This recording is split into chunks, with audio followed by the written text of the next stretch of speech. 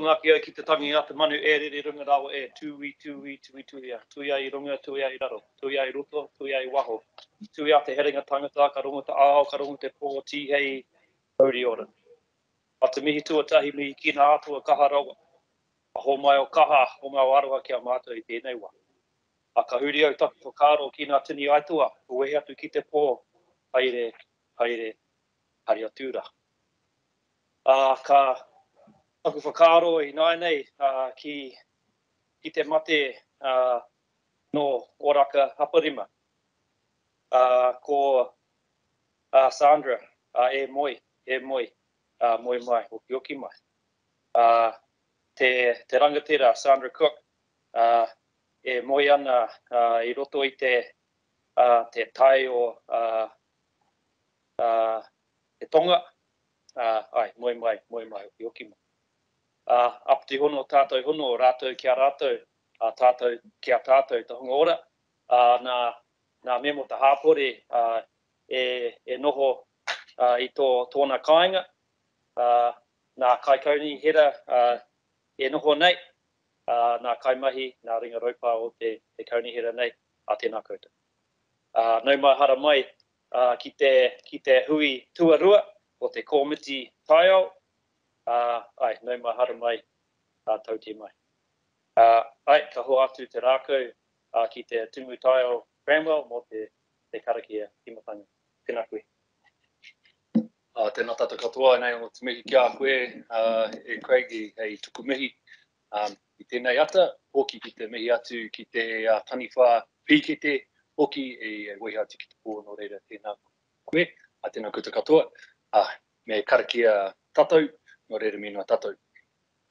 Wahi te awa, puti tua, puti waho, te paki ata raka o maere nuku, o maere raki, o maere te maro whenua.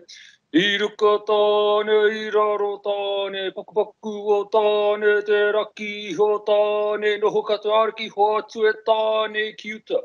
Te utaru whiti whakamaua ki a tīna, tui, ai, huie, tākie. Hauri ora. Kia ora tātou. Welcome to the Natural Environment Committee, Te Komiti Taiao. The second meeting of this committee. Glad to be sitting here alongside co-chair Mackay, and just welcoming everyone to the meeting. In the mihi, I just acknowledged, of course, those things that are greater than us, the gods of different creation, and also those that have gone before us, including a person that's just recently passed away amongst Ngaitahu, Sandra Cook, who was from Oraka Haparima, from down south, but very influential in the Ngaitahu claim. So just wanted to acknowledge their passing. And also welcoming everyone here, members of the public that may watch this, and also to our staff and our councillors around the table. And thanks to Timothy Cranwell for the karakia to start us off. So we've started our recording, so that's good. And we've definitely got a quorum, so that's great as well. And just declaring the meeting open.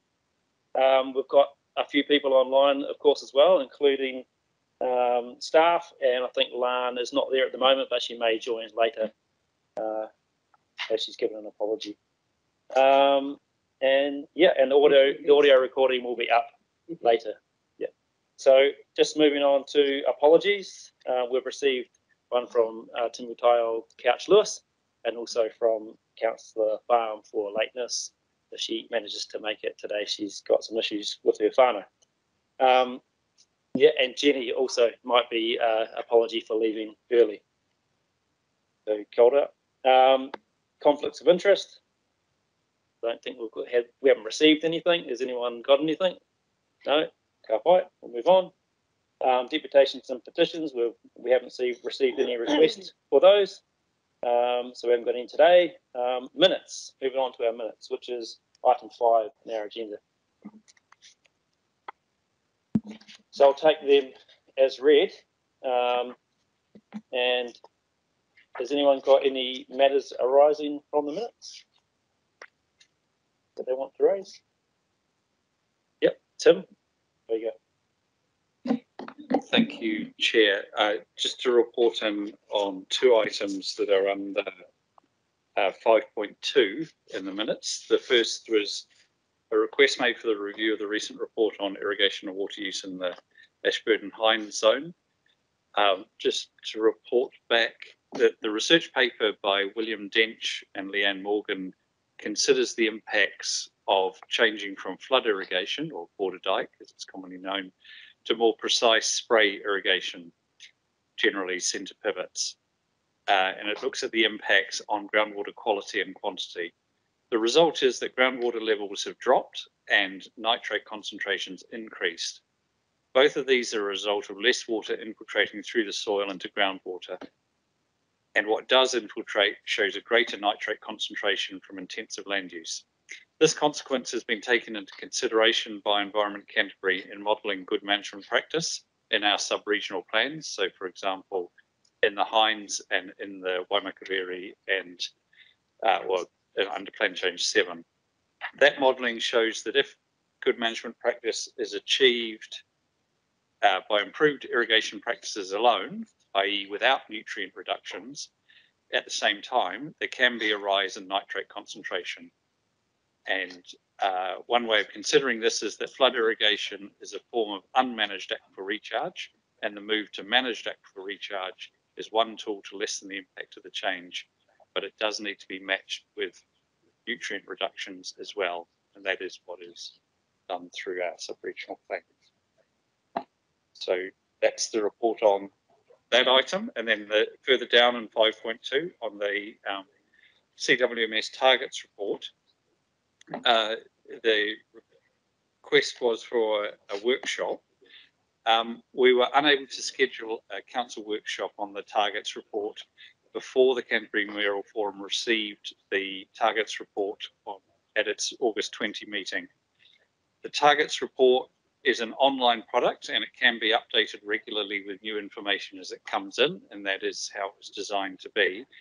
We're currently reviewing the targets as presented, the staff are, and we plan to run a workshop in October with you councillors, and that will explain the current report, show the work staff are following up on or have followed up on following feedback from zone committees, because there was quite a lot of feedback, and other channels, and then discussing the 2025 targets and the challenges and opportunities they present.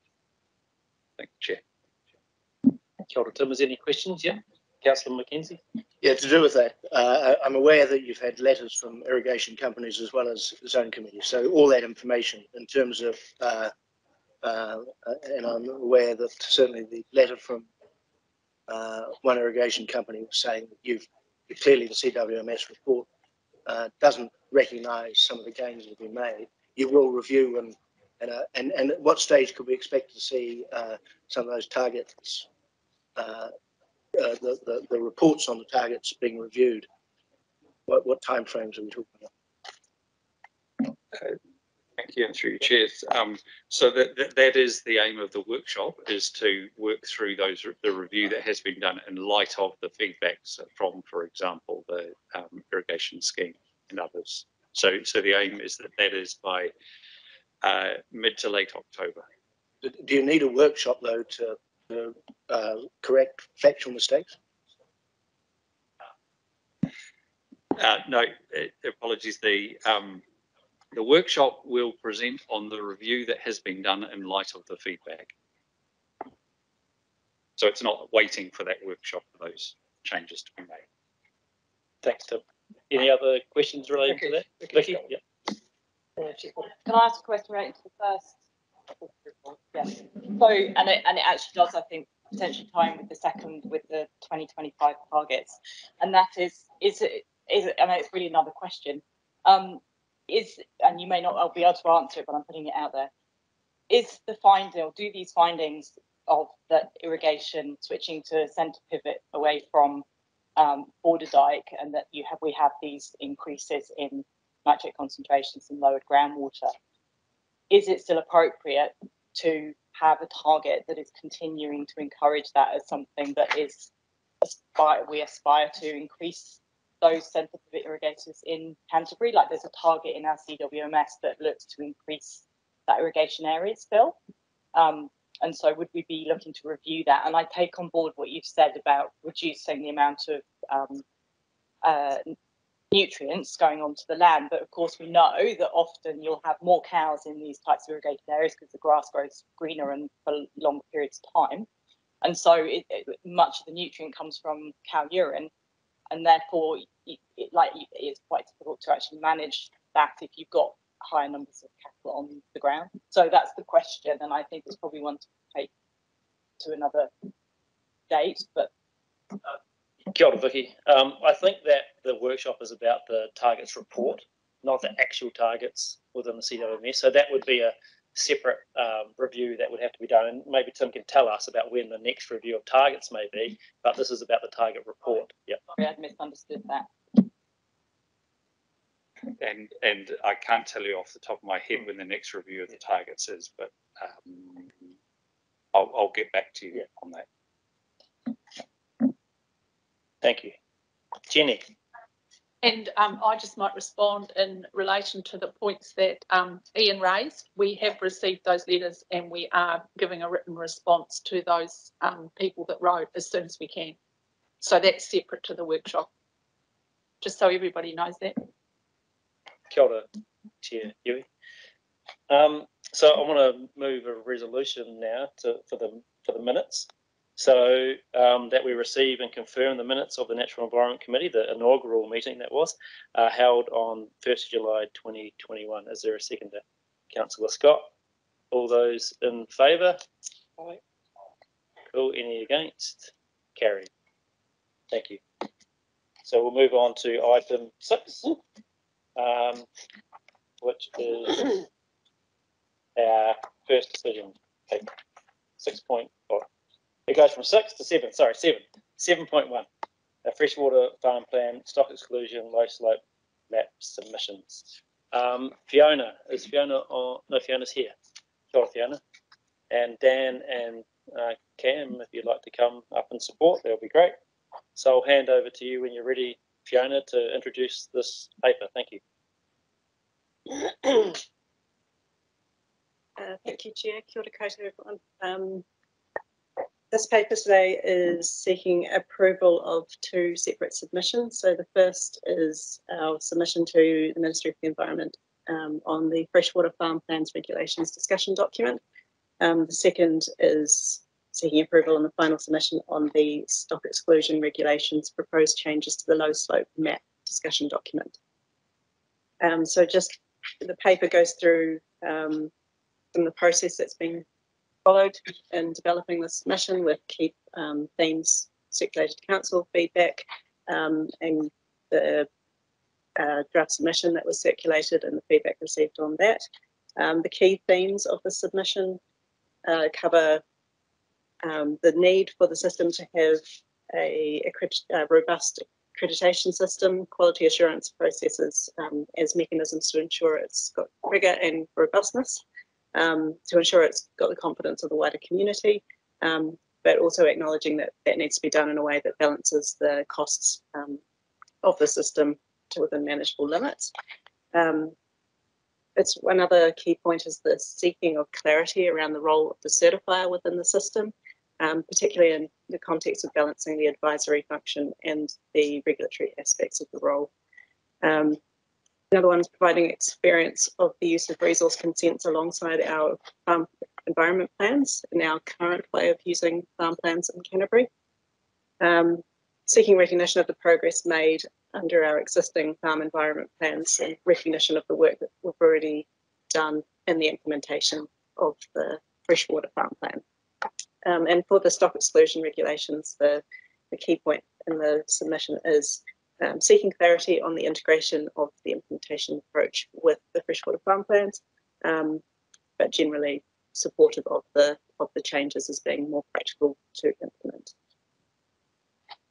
So I can take any clarification. Kia ora, Fiona. Yeah, so questions of clarification first. John?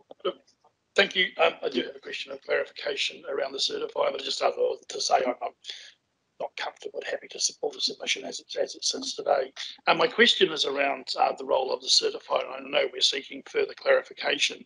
When I read Part 9A of the RMA, it simply states in 217G that you must submit a farm water environment plan, farm plan to a certifier to certify. So I'm just wondering what advice you have received, given, I guess, the complexity that I've seen in our submission and a feeling of maybe a doubling down of the certifier and the audit role and some of those conversations, because it's not clear to me, having read the RMA legislation, the initial, I guess, webinars that we saw as to just why we've landed that position. But again, I'm happy to support the submission going forward as it is, but just seek that clarification. Like you, John, we were uncertain about MFE's intention around that role, given what they've said in the RMA around certification, and that word submit to a certifier. In the discussion document, they kind of blur the lines a little bit around advice and certification, and we felt that we need to go back and look at that because of the transactional costs we need to consider around that process and the limited amount of advisors and certifiers there already are in the marketplace around this, and consider that in the context of our submission. So we did, as you say, submit back to them and say we need more clarification on exactly what this role is before determining how we would approach that as well. I guess that level of confusion still remains, and we're asking for that clarification. Kia ora, thank you, Dan. Peter, Councillor Scott, sorry. Yeah, I also had some really grave concerns about certifiers in terms of the complexity of what we're trying to achieve here, and an added layer in terms of how we look at Canterbury. But I guess my fears were allayed a little by a conversation that we had with you regarding the national conversation. And I think that from my point of view, I'm happy enough where we're at. I don't know how much more water's to go under the bridge on this yet, but it seems to me that one of the roles that we need to undertake with having 22,000+ consents in Canterbury, and the impost upon those people for consents, and the issues with our building. You know, we're talking about these buildings next door. I'd say just let's develop them, because we're going to fill them up with people if we keep adding complexity to what we're trying to do. Now, I'm the other way. I want to try and simplify things. So I have a concern about that, but I'm more than happy to support the submission the way it's written at this point in time. Is that a question of clarification? It's a question. Kia ora, Peter. So any other questions of clarification? Councillor Heinz.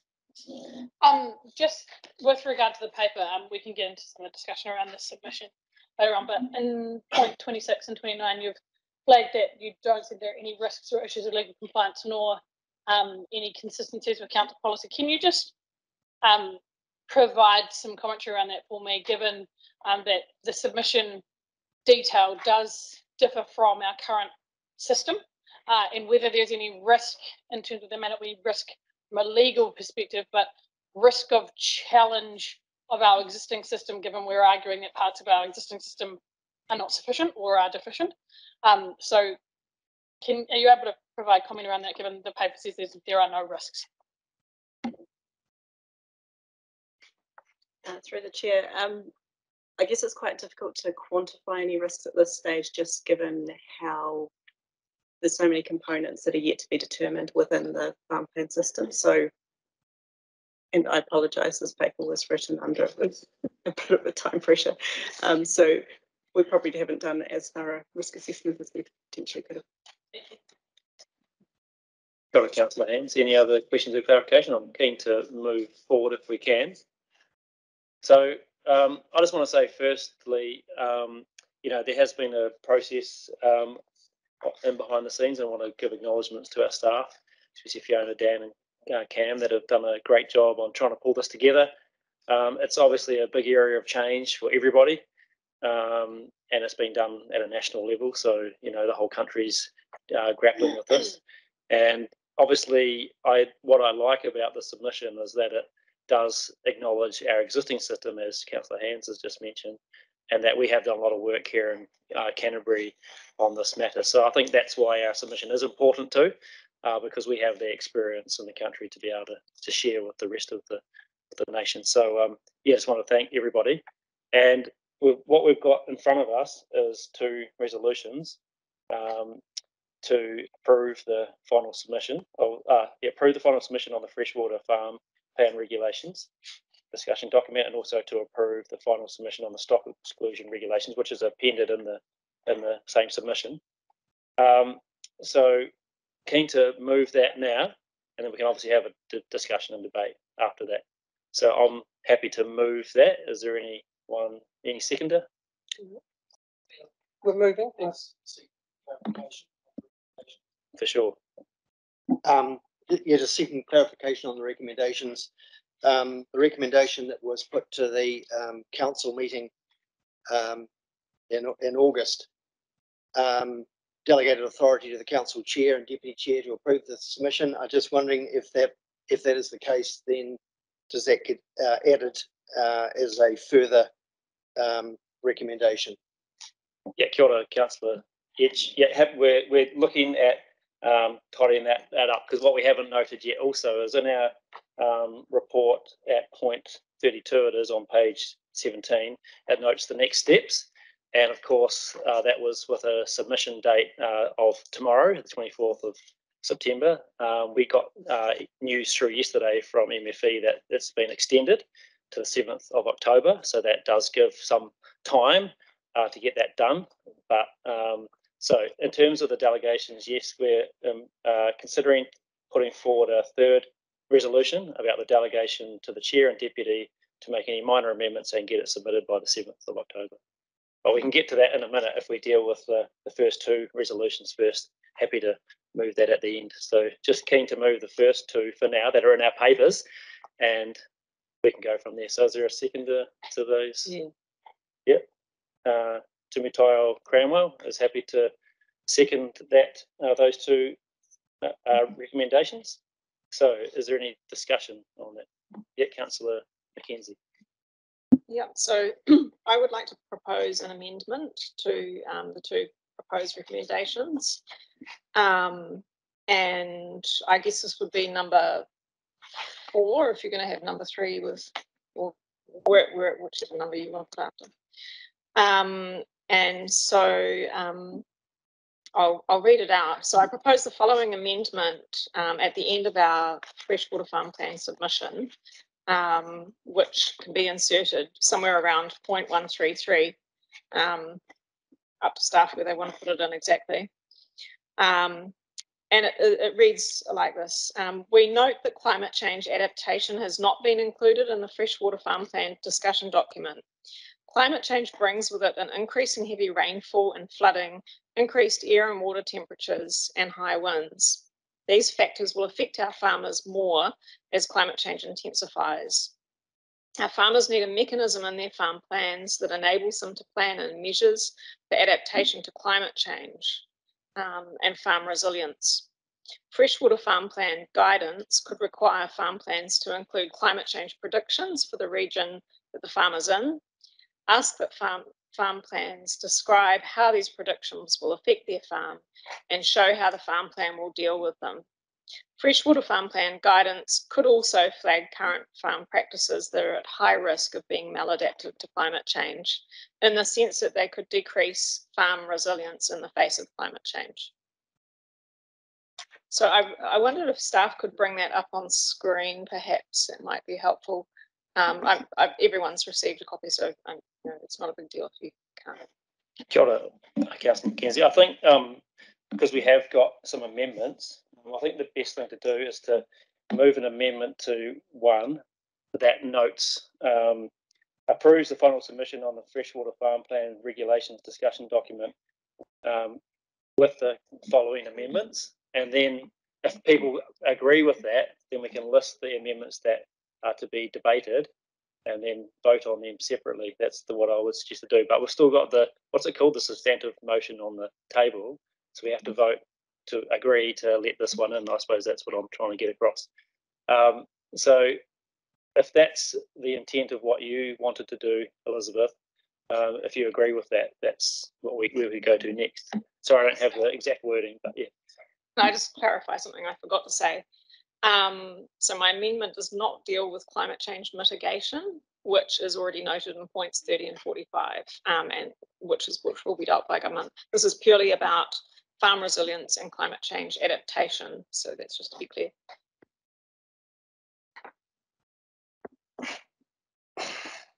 I suppose what I'd like to do now is open this up for discussion. Have you got a seconder? Sorry, you need a seconder, don't we? So Grant, Councillor Edge is happy to second. I'm just trying to think. Yeah, we open it up for discussion now. So you've spoken to yours, Grant. Do you want to speak as the seconder now, or you can hold that over for later? But, anyone want to speak to this? Vicky. I'll speak to it. Yeah, to me, it makes sense. It would be flagging, working out a mechanism to go into these plans that would make sure that farmers have in their minds clearly what is coming. And it's also then the next step, of course, is thinking about how can we get ourselves ready to be able to adapt as and when and as the impacts of climate change increase.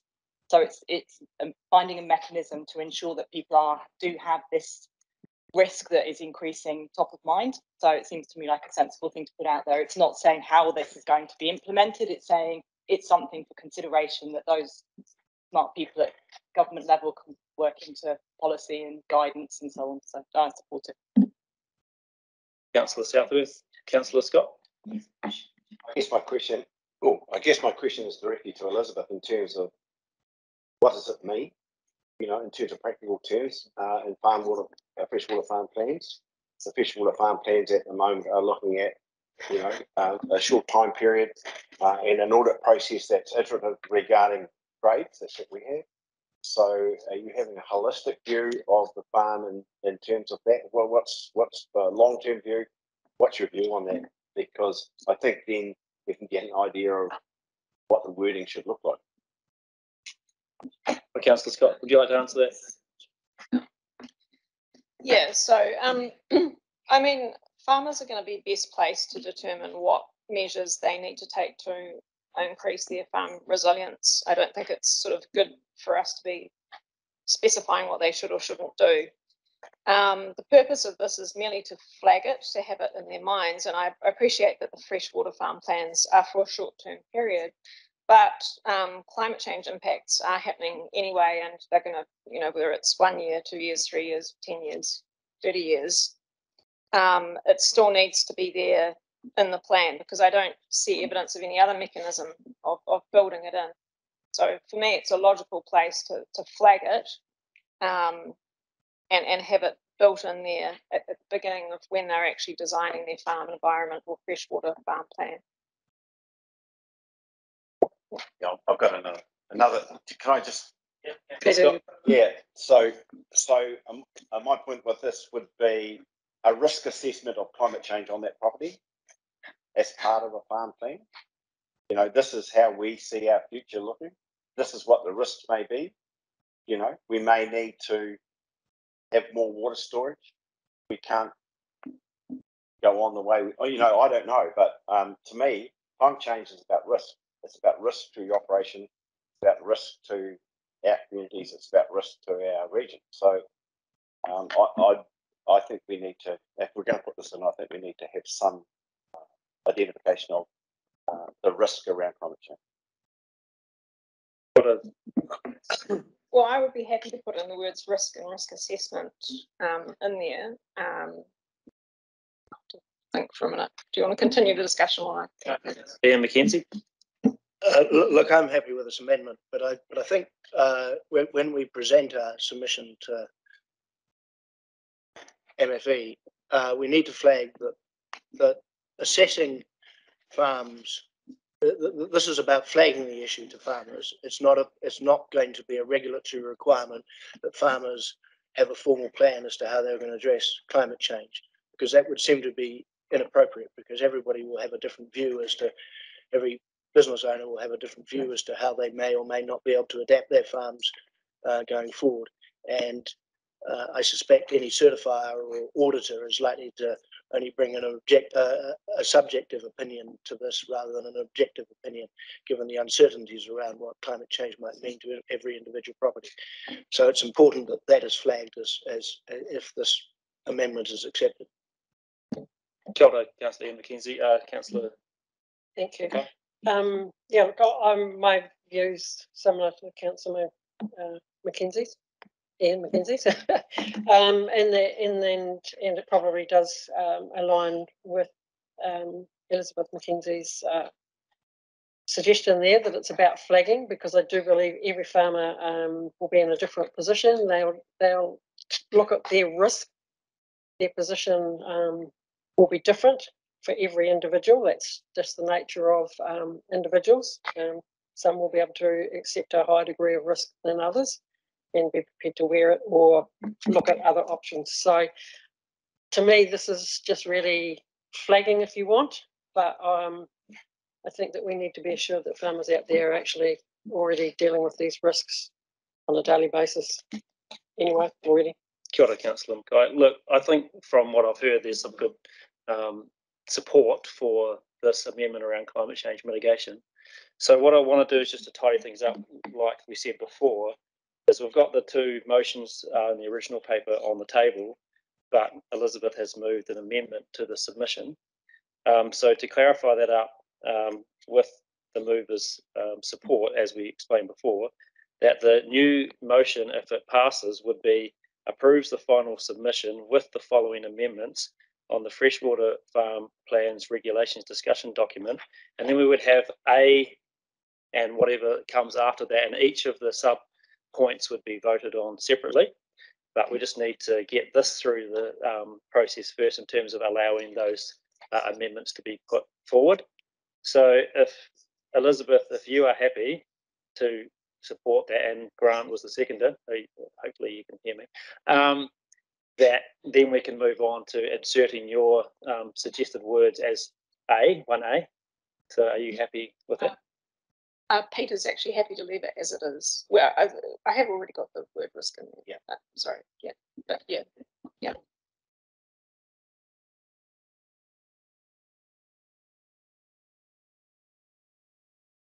Great. Grant. So you happy with that? You clear? Yes.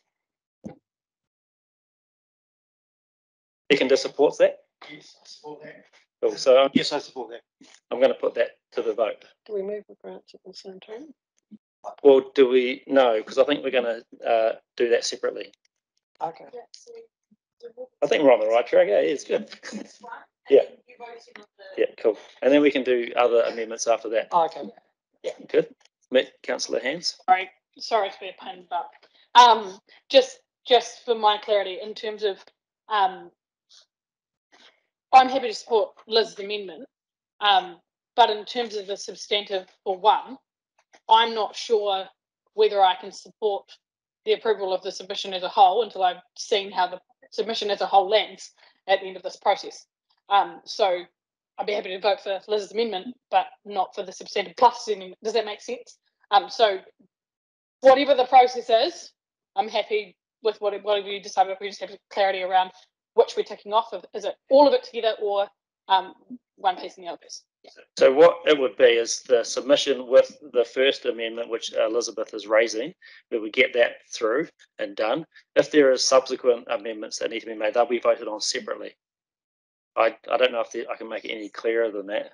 Mr. Chairman, is it possible, and I don't know where this is possible, to list the amendments and then go back and vote on them individually? Sorry, sounds like a good move. Yep. My 50 cents would be, I know we're already sharing the screen, but once we've decided this or covered this one, I can share my screen so that we've got A, B, C, D, E up. Yeah. And we can have it clearly what we're talking about. That's, I might think. And I suppose there'd still be, yeah, Catherine, could you come time out? Yeah, we'll adjourn. Do I have to do a motion to adjourn? Just adjourn. Is everyone happy to adjourn or adjourn now? I can just do it. Just make my Thank you. It's your prerogative. Come on, we're adjourned.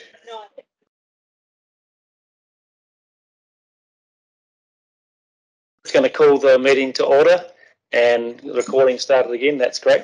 So thanks for everyone's patience. So up on screen, you'll see in the chat to the meeting, we've got a proposed way forward. So what we're going to do is we're going to still move an amendment to the substantive motions there. The first one would be that the committee receives the final submission on the freshwater farm plan regulations discussion document. Do we just move that now and try and get that sorted? Can we do that? Just move that first one? Okay, cool. And then the second thing to do would be that the committee receives the final submission on stock exclusion regulation proposed changes to the low slope map discussion document. And then next that the committee agrees to amend the submission as follows. And then we would go through Elizabeth's, we would list Elizabeth's suggestion there and any others that may come up. And then at the end we can round off and don't we need an approval one? Yeah, you missed one out. We'll get another one in there. So we'll type that up shortly. That approves, yeah. So what we're trying to do is approve it in the round at the end. So that would be 4, and then 5 would be the one that's listed on screen at the moment as 4. The committee delegates the chair. There you go, 3A. There you go. Delegates to the chair, etc. So that's what we're trying to do. We're just wait for Catherine to bring up that last one. So is people generally on board with what we're trying to do? They understand? Are you? Oh, it's 2. You can bring it up on your own screen if you can. That would be helpful. You don't have to be in the meeting, actually, Ian. You can just bring up the chat via the Teams app. That sort of works. Joanne might be able to help you. Can everyone else see what's on the screen?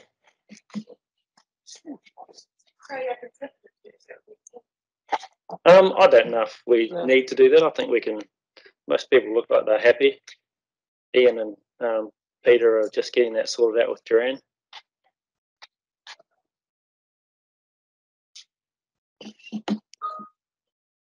Should be English. Should be able to share it. So what I'm thinking is that one that you put the additional one would be 4, and then at the end 5 would be the delegation one. Is that everyone happy with that? This is Ian and. Why can't we get them?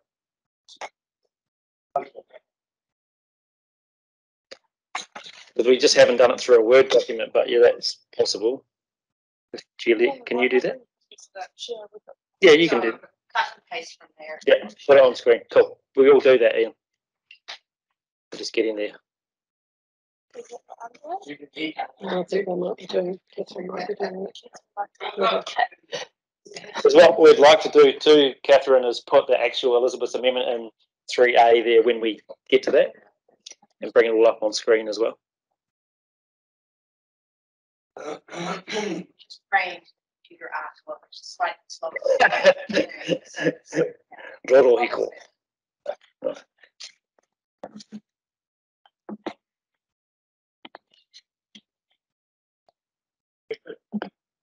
Yeah, we're good. So yeah, we're just waiting for that to come up.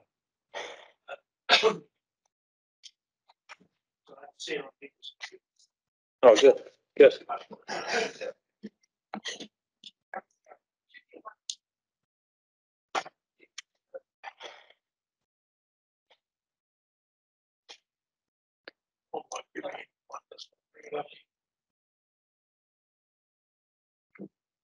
So potentially we could start with the first 2 that are on the screen, if everyone can see that, which is really replacing the 2 that are in the document from approving to receiving this final submission.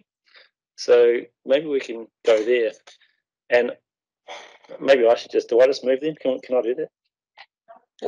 I can't. We've still got this. No, that's all right, Jenny. Substantive ones. Yeah. So does it have to be Elizabeth to do it? Are you happy to do that, Elizabeth?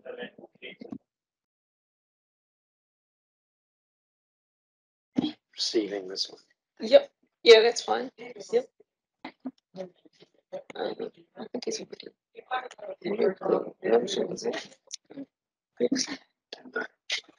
Well, I'll do the original, without the Untitled Grammar, but the move is the centre of the original motion.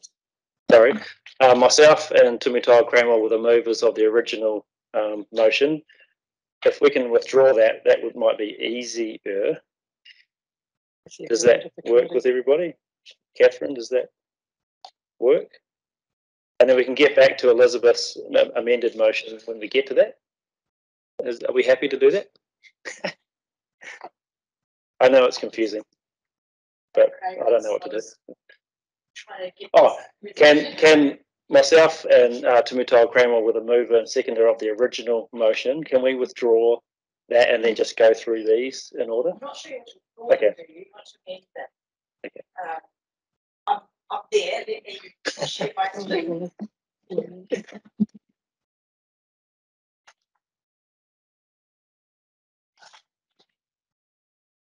But they've already got the money. So yeah, then it goes back to yeah. I agree. So run this thing.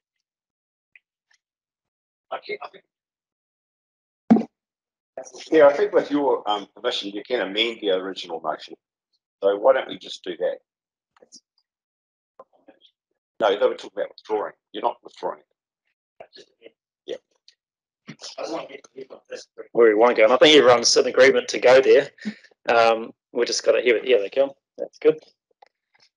Maybe make it a bit bigger. So well, thank you, Craig. I thought it was only me this zoom in. That might be handy.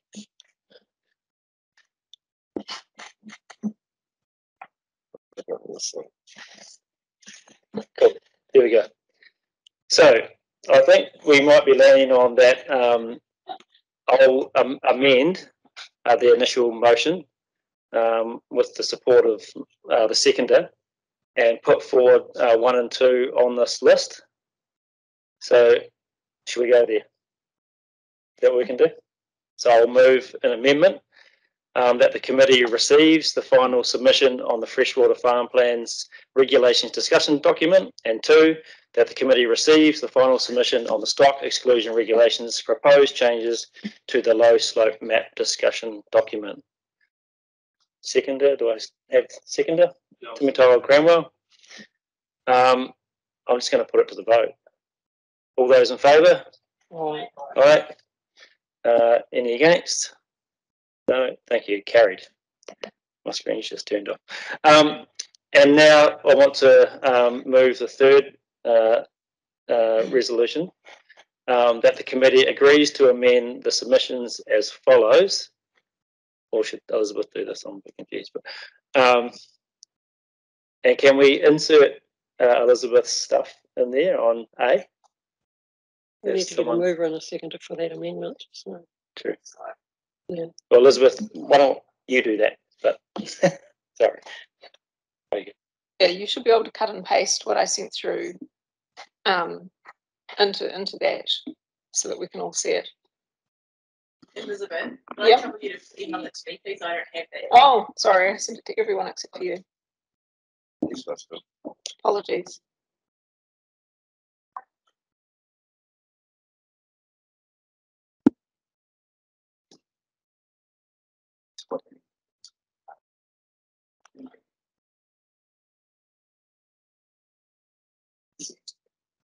So, Elizabeth, maybe for the fullness of the record, do you just want to read out what you put through again? That might just be handy.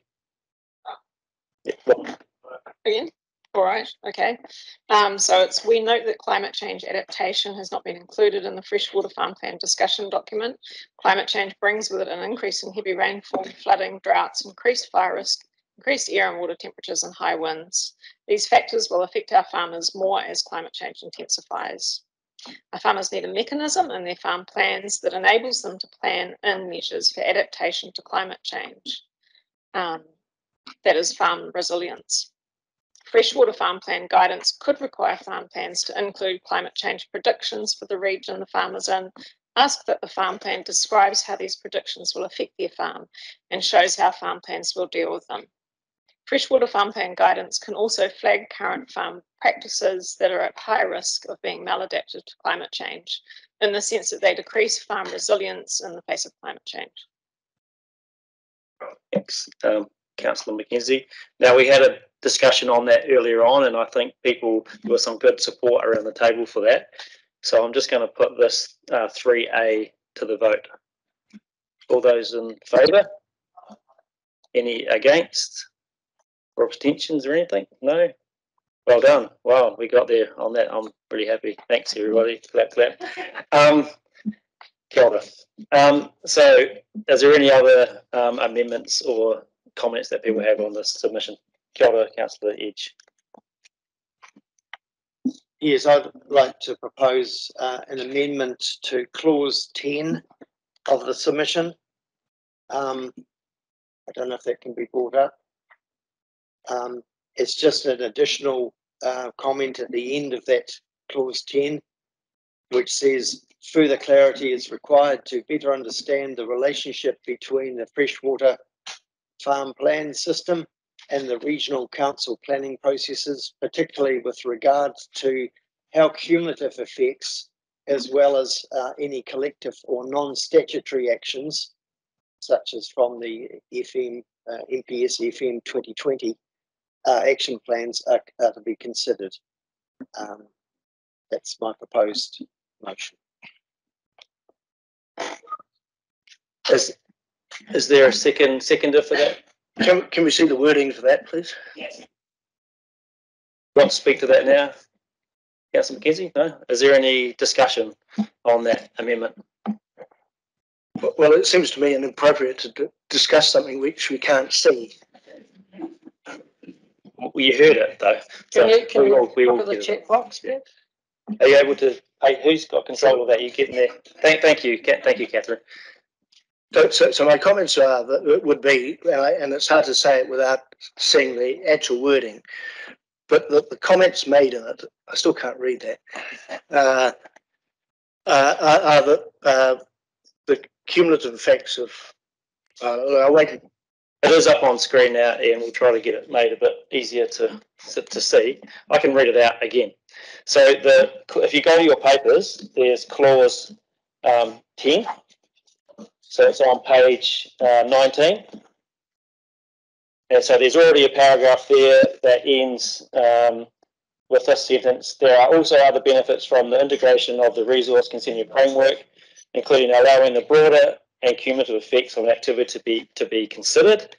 And then the amendment to that clause would be further clarity is required to better understand the relationship between the freshwater farm plan system and regional council planning processes, particularly with regard to how cumulative effects, as well as any collective or non-statutory actions, e.g. from MPS Freshwater 2020 action plans, are considered. So, Councillor Heinz, you have a comment. Yeah, look, I support the intent in terms of wanting some clarity around how, and it's something that I've sought through this process as well, how freshwater farm plans work in with other regulatory processes and the MPS and the likes. And freshwater farm plans are only one tool within the toolbox that we use, and they're not the be all and end all, and they're not going to get us all of the way, but they are a significant factor for on farm. My concern, though, with the amendment is that if I'm thinking from a practical perspective on how this would be implemented, if I'm going out, say, for example, to certify a farm plan or do a farm plan, as a real professional, you always discuss the catchment context in terms of the farm that's there. So, yep, you're always thinking about the cumulative effect of the farming activity in the context of the catchment. However, if we amend to this that we've got on the table, the effect of that would be that we'd actually have to complete all of our catchment planning in order to understand what the impact of individual farms would have, in order to ensure that my farm plan was meeting that and meeting MPS FM 2020 before I did that. So we're kind of a little bit cart before the horse here.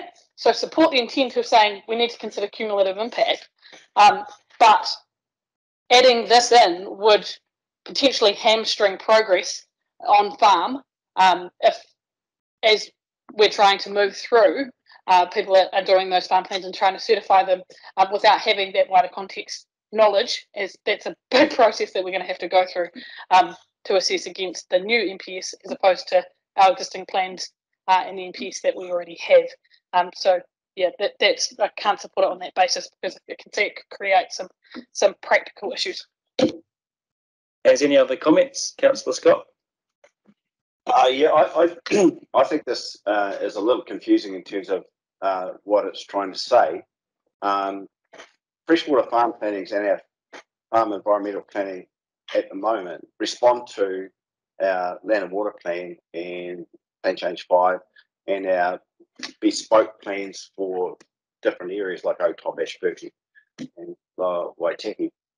Freshwater farm plans to me is a more of a bespoke farm by farm issue that identifies good management practice and what needs to be done to ensure that we meet the outcomes of our farm plans. Now, of our sub-regional plans and our wider planning system.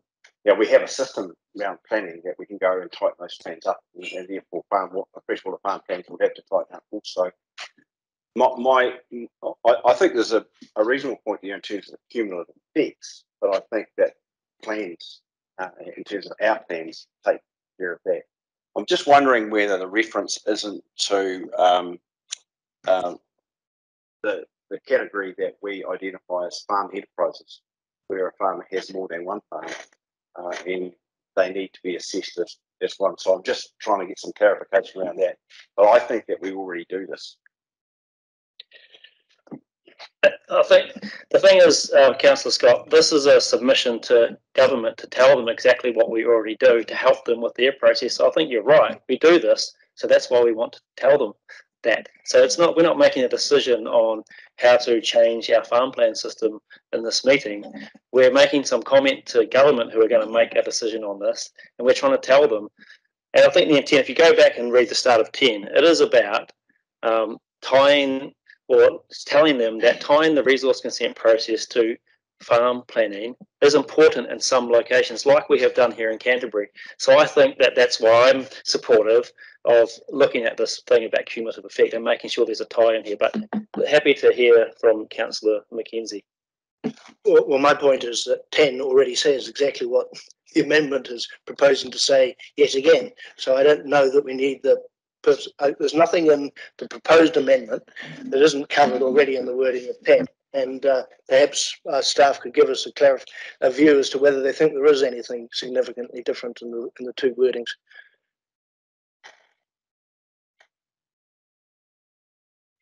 Councillor Edge.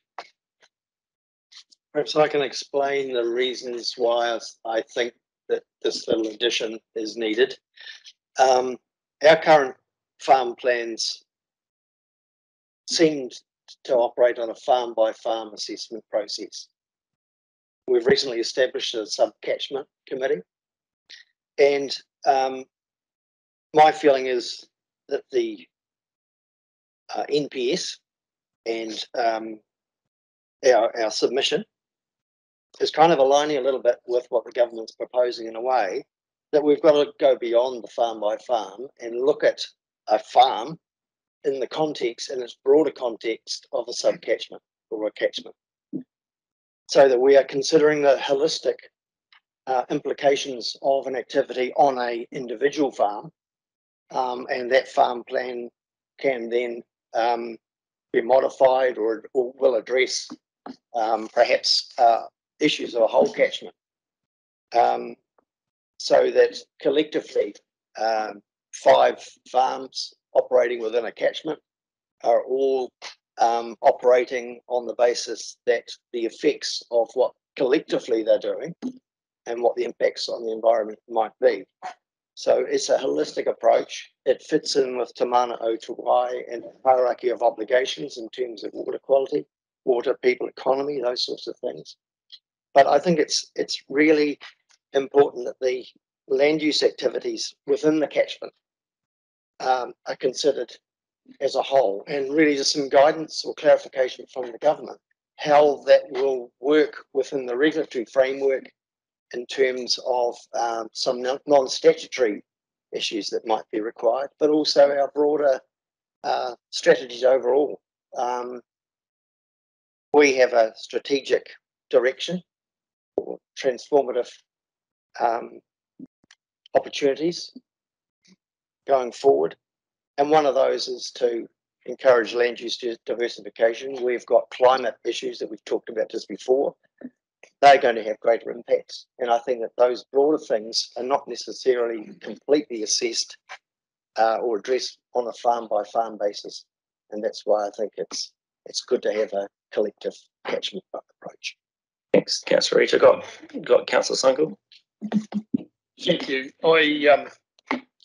I agree that clause 10 in my mind covers what we are required to do and what we achieve. And part of developing Plan Change 1, which was the Selwyn Waihora catchment, we looked at a total load. We then allocated requirements for nitrate nitrogen losses across varying enterprises that would then give effect to the outcomes that we wanted from that catchment. And so dairy farms were required to have a 30% reduction in nitrate nitrogen. Support farms, dairy support of 22%, cascading down to 15, 5, whatever from different entities. So each farm in its processes and its farm environment plan and in its overseer budgets is very much giving effect to a catchment responsibility, which is very part of it. I have 3 farm environment plans which I've been now audited 2 times, so I've been through an audit process 6 times. And I very much believe, and the auditors believe, that the farm environment plan I have and the overseer budget that I have done is about not only giving effect to what happens on my farm in a management process, but in fact gives effect to the plan change, which is the Waihora plan change, and the reductions and requirements of nitrogen, overland flows, microbes, phosphorus, sediment, the whole deal. So I believe within our processes we have those things in place, and therefore clause 10 covers that off. I don't see a need for a further complication of the process, so I think it's well covered.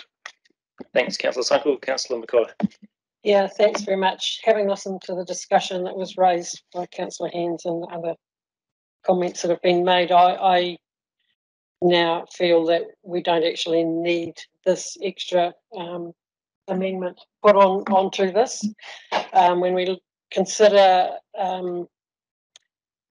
that it was raised out of a previous draft clause point, I think that 10, as it's written there now, was a reworking of that, and I just don't think that this is actually adding anything to this. As for the actual submission, apparently the word cumulative effects is written in there 9 times, and Te Manawa Te Wai 11 times. So in drafting up the submission, staff have definitely taken cognizance of a lot of the information around the cumulative impacts in Te Manawa Te Wai. So yeah, I'm not so supportive of this amendment. Thank you, Councillor McLeod. Got Councillor Clearwater. Thank you, Chair. I support the concept that Councillor Ed is wanting to be included, and I particularly, and I'm just wondering, in fact, if in addition to the amendment, the point about the context of the catchment, that could be included in this amendment. In fact, if it would clarify more clearly just what the mover is driving at, because I think it's a really important concept, the whole cumulative effects from the catchment as well, and that context. So I would support it, but just wondering if that might clarify. Councillor Southworth next. Thanks, Councillor. Yeah, I do support this proposal, and the reason being is that well, for one, it's emphasising the real key significance of understanding the cumulative effects, and I would hope that through emphasising that, the government or the regulations and then the mechanisms would be put in place to ensure that the certifiers and those who need to know the catchment context will have good access to good data. Because actually, as these farm plans are developed, there will be a data set, there will be information that can be fed in within that catchment that can then support decision making and support good development of future plans, because we're not talking about something that's a one-off. These will be live documents that might be, they might be reviewed every few years for the 50 years. It's an ongoing process. The thing that's particularly important to me is the areas where, so we've talked about the high country area, is going to be depending a lot on these freshwater farm plans. They're not necessarily coming in. So, for example, we've talked about the high country slopes changing, the fencing rules and things like, we're not coming into the low slope rules. And so these farm plans have a real key significance in some of those areas that have less absolute regulations applied. These farm plans are going to be relied upon to deliver good quality outcomes up in some of those places. There are also, if I'm understanding right, many situations, many farms that are lower level of impact individually that do not come within the consent. They won't require a consent, but they will require one of these farm plans.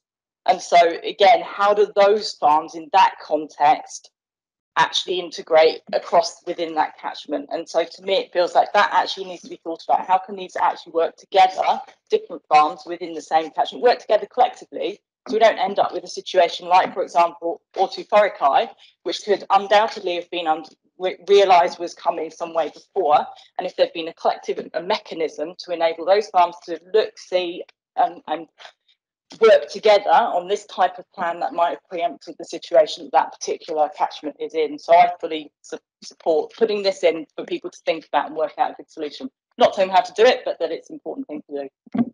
Kia ora, Councillor Southworth. Now, I'm going to go back to Councillor McKenzie Elizabeth McKenzie as the seconder of the thing, because I just want to move on now. I think I've heard what people have had to say.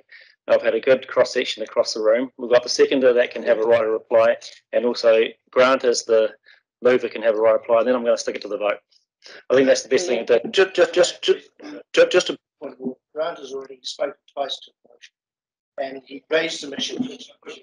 He raised some issues which I think need a bit of discussion, which I think they're wrong. And the fact is that 10 is flagging that there's a relationship between resource consents, the catchment plan, and farm management plans, farm environmental plans. And that is the relationship. And I've heard all the promoters of this amendment talk about that they clearly don't understand how the system works in terms of how resource consents actually give effect to the plans, and they are embedded in your farm environmental plans. That's what 10 is talking about, and it's flagging that that is an important issue to central government. The amendment doesn't add anything to that, and is actually clearly based on a poor understanding of how the current systems work. Thanks, Councillor Ian McKenzie. So I'm going to go to Councillor Elizabeth McKenzie. Yeah, so I'm supporting this amendment, and I just want to give a little bit of context for the public. The original staff draft of this submission had a lot more of this type of holistic view, cumulative effects, catchment context, all that sort of thing in it, and many of us supported that. A lot of it has been changed substantially, and to me this is recouping a small amount of that. And so, like Councillor Southworth, a good example of this is Ashburton Lakes, where the cumulative effects of a few farms who are operating as A-grade farms under GMP, they're fulfilling all of their requirements, yet we're seeing pollution occurring. And so adding this bit does include cumulative effects, and to me, that's, and the wider plan, to me, that's critical.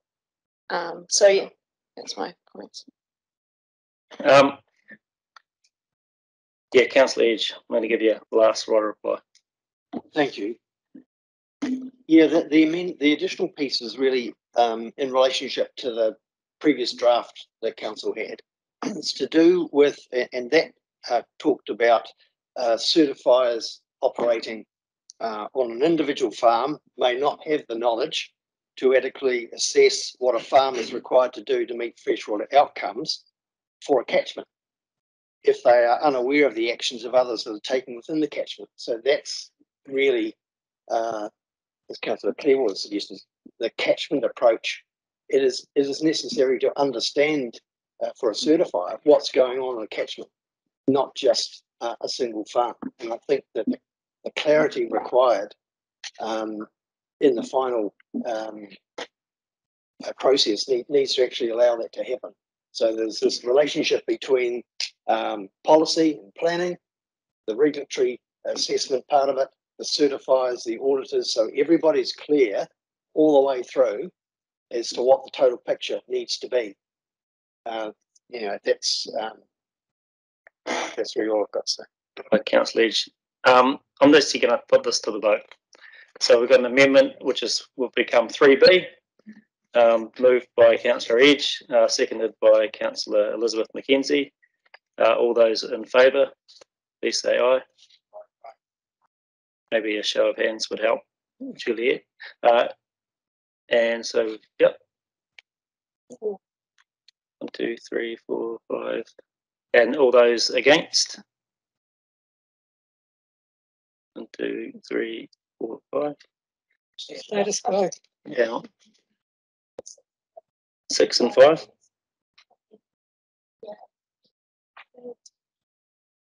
Can we have a show of hands again for those in favour?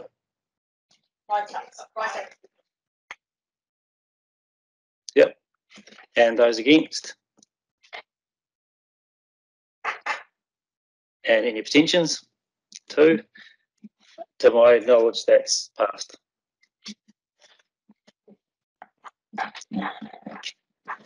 Is there any other amendments to the submission that people want to raise? No? Okay, thank you. We're going to move on to recommendation 4 that we've got in front of us. And this is to approve the overall submissions, noting those changes that were previously discussed.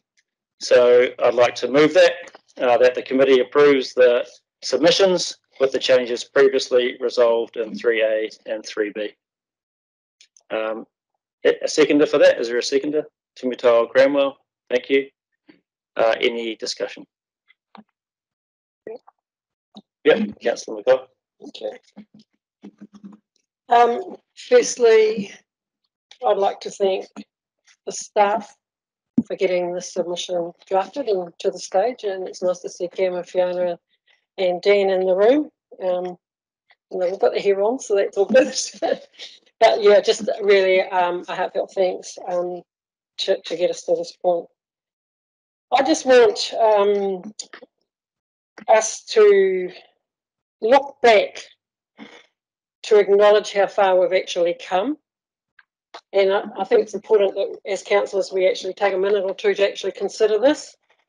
The investment this organisation's made over the last 8 to 10 years, and we heard Councillor Scott talk about that, particularly in the good management practice principles, farm environment plans, and how they build on those principles.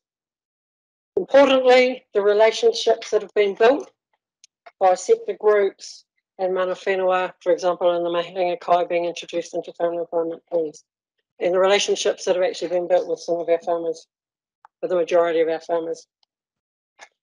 The planning costs that have been incurred and the comms costs that have been incurred in the implementation, the iterative process and the developing of a robust auditing system,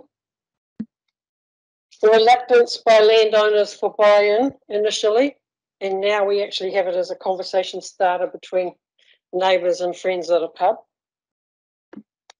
The leadership by the irrigation collectives trying to keep their shareholders and other farmers one step ahead of the regulations for improved outcomes in the environment.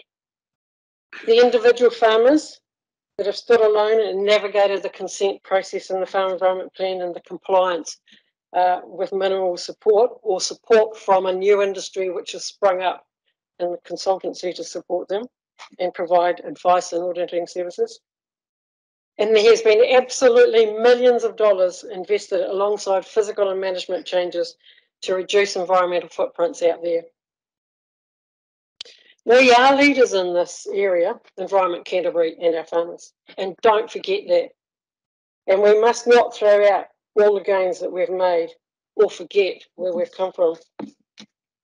Now, my ideal submission would have pushed much more strongly for the system that we've actually introduced here, albeit with some refinement to incorporate a wider rollout that the government is desiring through non-consented pathways.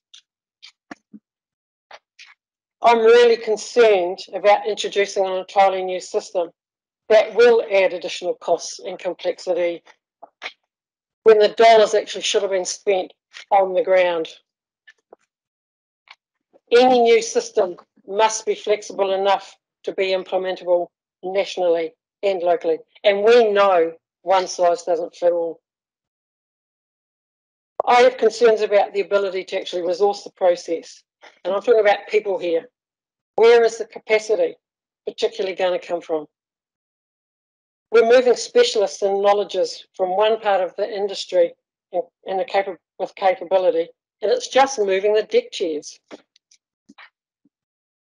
And I know the staff have put in their key themes about the robust and transparent system, and I think that's essential. And I accept that requirement to support the accreditation and quality assurance mechanisms that are proposed at the front end of the process. And hopefully this should provide the level of confidence that people require around certification and the audit processes. And we've actually already been doing that here in Environment Canterbury with our audit process.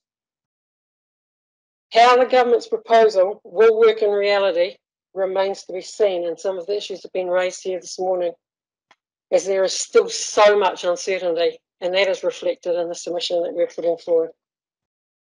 And I suspect the devil will be in the detail, and this is not going to be straightforward. Kia ora, Councillor Mackay. Any other discussion on this? Councillor Heinz? Yeah, thanks for the opportunity. And like Claire, I'd just like to echo a number of Claire's comments, but like Claire, I'd like to thank staff. It hasn't been an easy process, I know, to get to here. Not aided by us as council having quite diverse views in this space and how things sit, but also the government consultation document was quite light on detail, on some of the detail we're used to having when we're assessing what a framework might look like in terms of what it actually means on the ground. And sometimes you do need the detail to be able to assess the framework. So that was difficult. Personally, when I looked at the government document, I had lots of questions about the detail, and so I found that difficult to pull it across. But the main points that came through for me was about recognition of existing industry schemes, about recognition of existing systems that we've put in place, that farmers have put in place, that landholders and rural professionals have put in place, the role of certifiers, and a real lack of detail needed to be able to actually assess what the role was of freshwater farm plans and where they sit within the system moving forward. And I think that's been part of why it's been difficult to work our way through this submission process, is because there's been a real lack of clarity of thought around what a farm plan is, what it addresses, versus as we've just talked about, the cumulative effects and an assessment of effects and working to an NDA versus role of mana whenua, how that works, cost, certification, accreditation, and capacity across the industry, both within local government and within farming industry to deliver all of this. And so I find myself in a really awkward position where I like the draft that we have in front of us today a hell of a lot more than the original one that I did, that we saw. But I'm still not comfortable that we are celebrating our successes enough, that we are really singing our praises in terms of the things that we've done well and the things that we could do better. For me, having worked in this space for over a decade now, relationships are the most important part of farm planning and audits. They're the most important part of actually making progress on the ground.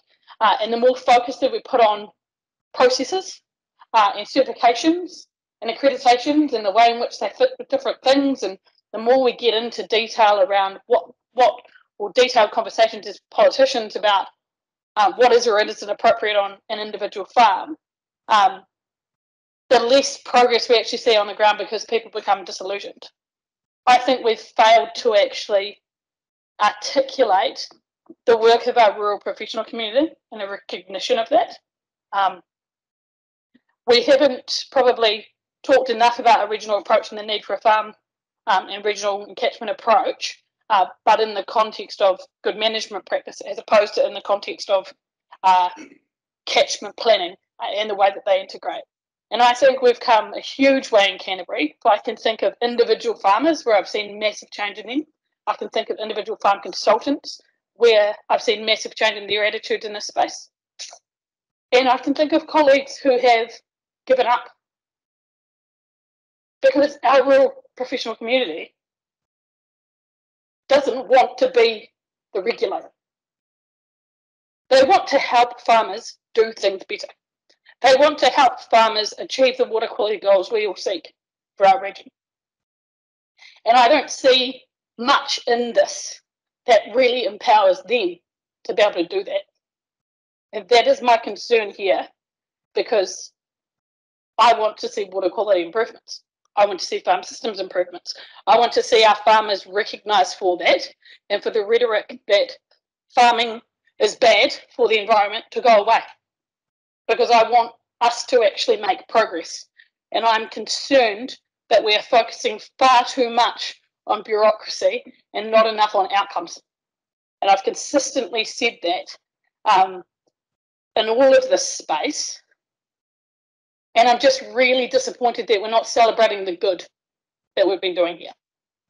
And so I find myself in an awkward position where if I go through and tick each individual piece in here, there are a lot of ticks next to some of the things we've submitted in this submission. But there's also a lot of other things that I say, well, if we do that, then we need to do this. And if we don't do that, then we need to alter that. And there's a lot of things that I do disagree with in terms of where cost lies. Significant concern about cost to human capital, to social license. Significant concern about cost in terms of dollar cost for individual farmers, in particular the smaller individual farmers, where every single dollar that is taken and spent on a consultant is a dollar that doesn't go towards planting, or a dollar that doesn't go towards a staff member, or an improvement in your irrigation system. I don't want to see, either in Canterbury or on the West Coast or Southland or Taranaki or anywhere in New Zealand, a system designed that means that we push out the smaller owner-operator farmers because the cost of compliance becomes too great. And I see massive risk for that here. And I also see massive risk for individual consultants who are trying to do the right things, to work with their clients, to make improvements, and who instead get made to feel like policemen. So at this point, I think I'm going to abstain on this submission because we don't quite strike balance where we need to. But I am hopeful that with continued discussion over time, as we get more of that detail through from MFE in terms of real detailed proposal, that we might be able to continue to improve where things get at a national level. So thanks. Thanks, Councillor Heinz.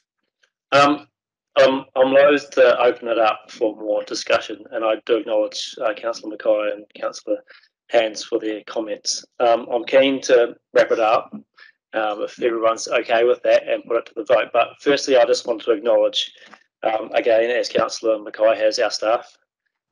Thank you so much for bringing this all together and dealing with the diversity of views that Councillor Heinz has mentioned.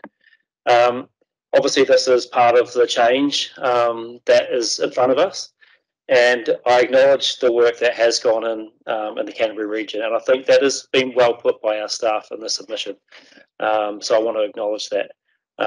This is our job to tell the national government or central government what has worked well here in Canterbury. But I also think that what our staff have done has highlighted, with hindsight, what might be able to be better. So I think that's a good thing. And that's great that our staff have raised that and that they've put that to us, and we've been able to look at that and go forward. So I want to acknowledge everybody for the process. Hasn't been easy through the whole submission process and looking at this. Yes, like with any government policy that's put forward, it's not clear all the time. So we have to try to fill in those gaps, and I think that's what our submission tries to do. Ultimately, the government will decide. So we've got to put our best foot forward. And I am proud of the work that we've done here, that we've done in the last 10 years. And I look forward to us supporting and inputting into what's going to come at us. So, yeah, with that, I'd like to put it to the vote. So the final resolution would be, number 4. I'll put it again. I've moved it before and seconded by Untitled Cramwell. That the committee approves the submissions with the changes previously resolved. All those in favour? All those against? Councillor Ian McKenzie, Councillor Heinz, and any abstentions? Abstentions? 2. Councillor Heinz, Councillor Mackay. Passed. Thank you. Kia ora, everybody. Okay. Oh, true. One more. Yes, very important. The point that Councillor Edge raised earlier on. So we've got a 5th resolution.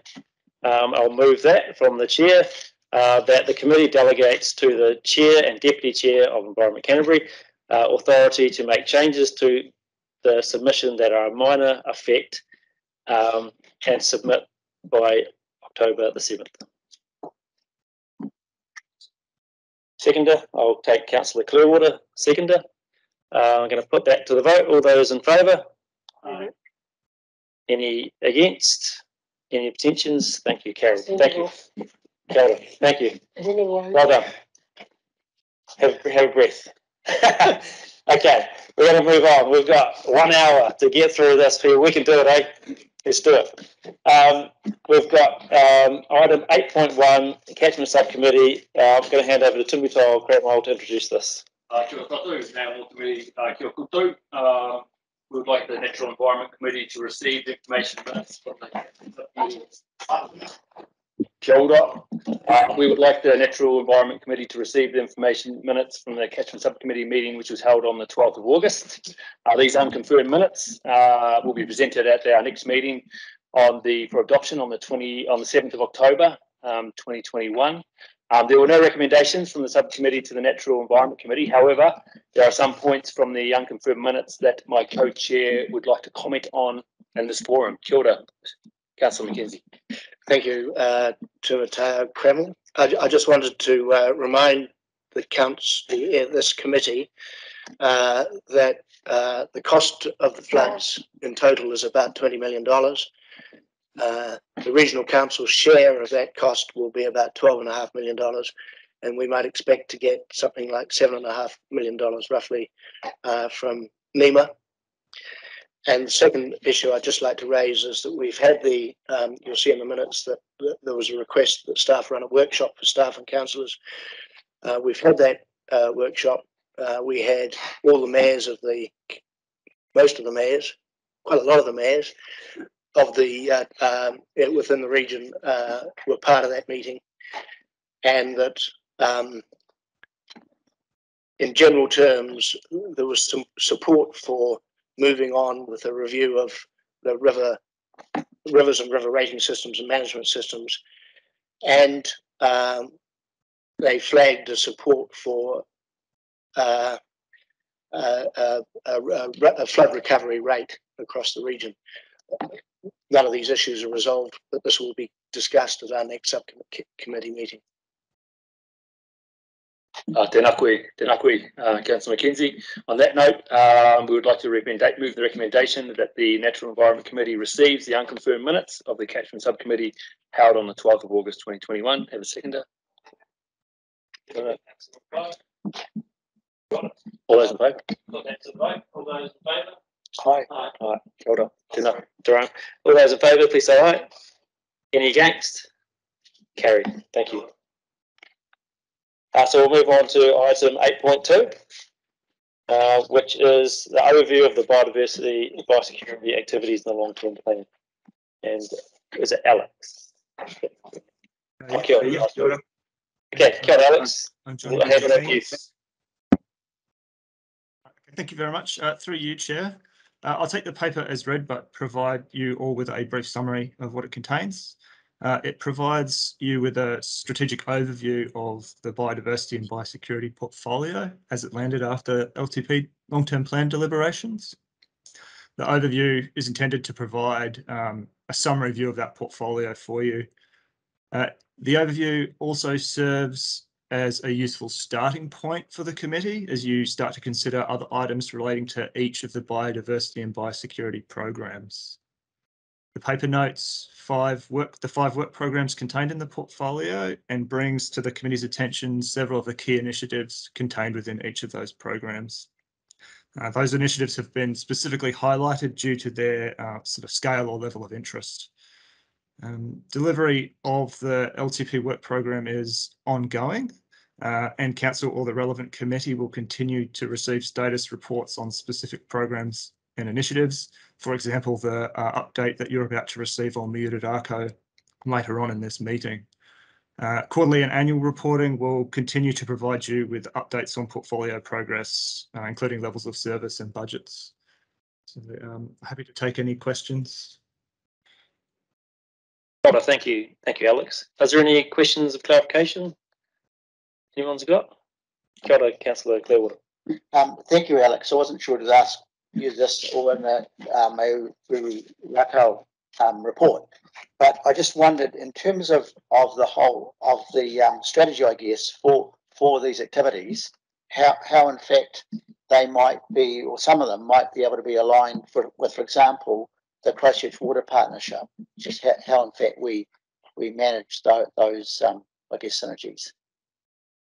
You have to forgive me, Councillor, that's not a project I'm overly familiar with, but it is something I could look into and see where items within the portfolio do align and get back to you. That's fine. Thank you. Thanks, Councillor Clearwater. Any other? Yeah, Councillor Scott. Just a question that may not be answered here, I guess, but just in terms of the financial implications of this, according to the money that we voted in the LTP, where are we likely to see that come through? Is that more to this committee or is it more through PAR? You, Chair, I believe it's through the PAR committee, but as it relates to specific initiatives or program within the programs here, you may see it as part of those other updates on a case-by-case basis, but the overall one would come through that quarterly annual reporting that goes to that other committee. Just through you, Mr. Chair, may I ask the Chairman of PAR, when are we likely to see some of that? Extremely good question. I shall make inquiries. As I understand, I think the other committee that Alex was referring to was the Regional and Strategic Leadership Committee, where the reporting will come through. If staff can confirm that, that would be good. I'll just speak to that also because I have something to do with that committee, and we do not. We only comment on targets, not on financial stuff. So again.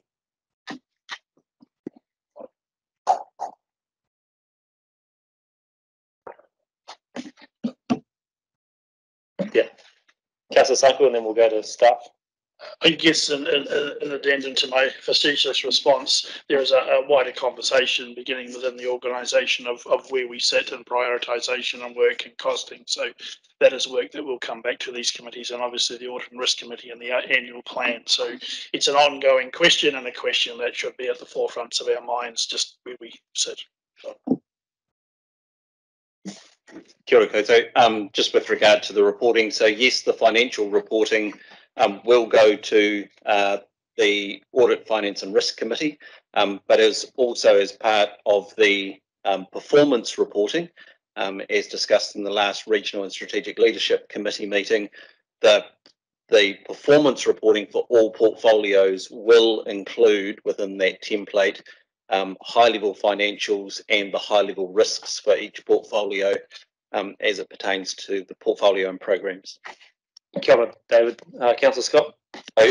So just for clarification on that, that will come through PAR to strategic leadership. So they would have, I guess, the hierarchy of knowledge on this would be that it sits with Park Committee, Mr. Chairman, and then comes to strategic leadership rather than the other way around. I guess we're in a wee state of flux, and I think we had a conversation in the regional committee meeting of just understanding where performance reporting, risk reporting and finance. So it's an ongoing internal conversation that is being had by staff that will wash out in the very near future as to just where the performance reporting risk and finance land. So it's an ongoing conversation given the change to the committee processes that we do have, but it's very much at the forefront of the officers' minds. Perhaps just to add to that, so the intent of in the staff conversations is that Park see those financials first and they come through then in the performance reporting aligned with what Park has reviewed.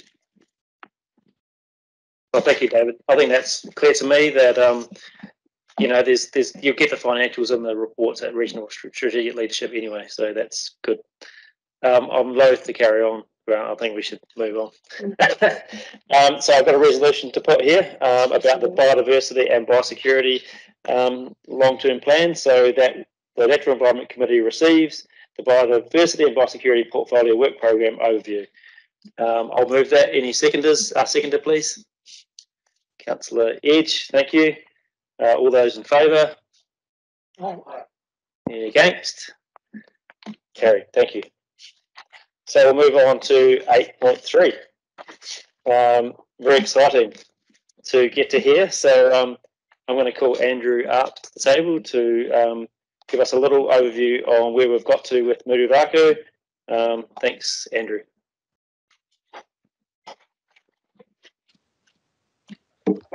Tēnā koutou katoa. As a program, Me Irrigation is about lifting our horizons to a landscape level and enabling action while keeping our gumboots firmly on the ground. There's two parts to our kōrero today, the overarching program and the proof of concept.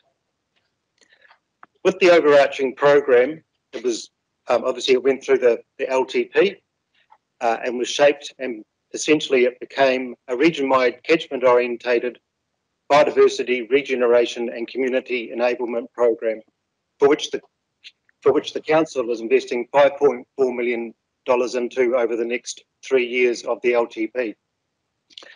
That starts this year with about $1 million, 400,000 of that to QE2, 150,000 to a philanthropic fund, and the balance to initiating this program.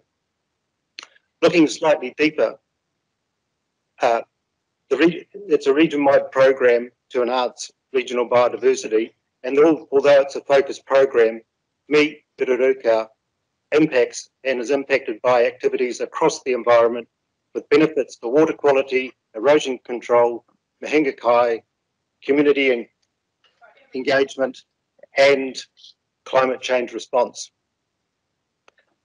Importantly, it's about creating engagement and alignments to achieve the outcome of regenerated Indigenous biodiversity. It's therefore about shared understanding, collective buy-in to the actions required by many, and for that matter, a commitment over many years. These aspects, together with the scale, are the things that differentiate the program over others that Environment Canterbury has run in the past. It requires a change in mindset. We need to lift our horizons and be proactive, particularly as the funds, the scale, and the ability to leverage builds. The program development to date has been focused on creating the catchment and project criteria, and this is based on ecology, community and Papatiku Runanga considerations and alignments with other initiatives, whether they be Environment Canterbury or outside organisations or communities. We've recruited a program coordinator.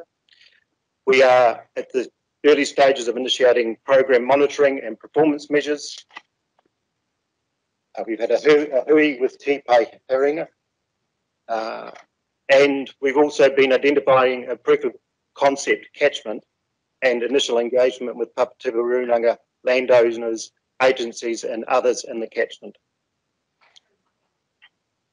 That proof of concept catchment is a section of the Waiā Uwha in North Canterbury.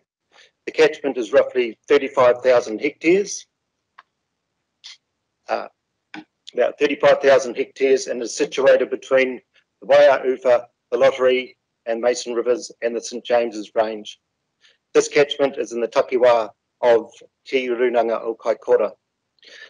We've had a hui with Katikuri, and the co-design and progress of the proof of concept will become a part of our monthly hui with them. The next steps for the overarching program are the development of the next steps for the overarching part of the program development are around enabling capacity and pathways by providing tools, support and focus aimed at removing barriers and accelerating the right action. Examples of this are the supply pipeline, mapping and information tools, developing solution packages that can be replicated, understanding what aspects change at scale, and leveraging what already exists. As we engage with communities, Environment Canterbury will take time to understand and adapt its role. Sometimes it will be helping people onto the bus, sometimes just being on the bus, or maybe driving it for the first part of the journey, or simply adding some fuel or a recharge. As mentioned, the on-the-ground proof of concept this year is in and around the Waiā Uwha. The objectives here are to determine that we are providing the right tools, we have the right methodology, that it's practical and that it can be scaled up. It's about understanding the interplay between this and other programs and community initiatives. In this instance, Me Ururuka is part of a broader catchment-based approach to delivery, a mixed model delivery, if you like, of complementary programs of mahi, such as SCAR, Rivers Revitalisation Program and Flood Protection at Waiā, and mahi that we are doing with Fonterra's Sustainable Catchments at Mouse Point, together with other initiatives that Amuri and independent irrigators are initiating, and it also dovetails in with the mahi done by post-quake farming program over the past few years. Me Ururuka does not only play a role in regeneration and protection of biodiversity, but also as a catalyst to draw these pieces of work together without each piece losing its independent objectives. To summarise, we see the developing stories are going to form the narrative backbone and context of Me Ururuka program over the years to come. We are 3 months in, we have traction, and things are shaping up well, both in terms of the overarching program and the proof of concept. But we are very conscious of the need to continue to build momentum, particularly in preparedness for the scaling up for next year and the years beyond. Any points of clarification? Got it, Andrew. Thanks so much for that. Has anyone got a question? Councillor Scott. Yeah, thank you, Andrew. In terms of, I don't like going forward, but in the future, should I say, you've identified between 5 and 20 catchments that could attract this funding.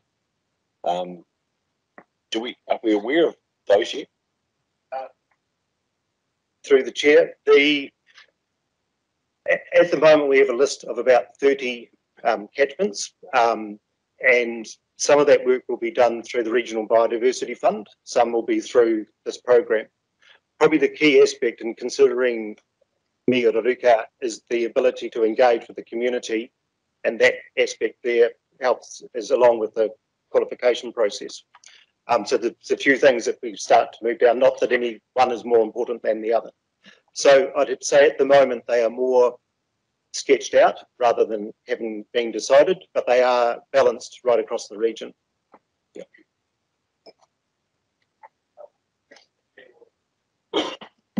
Thank you, Andrew.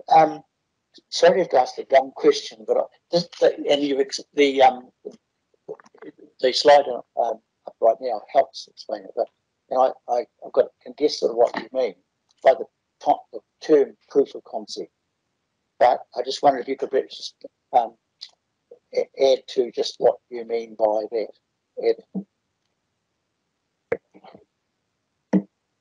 Through the chair, I suppose in simple terms, this program is about plants and people, and plants is probably the easy part.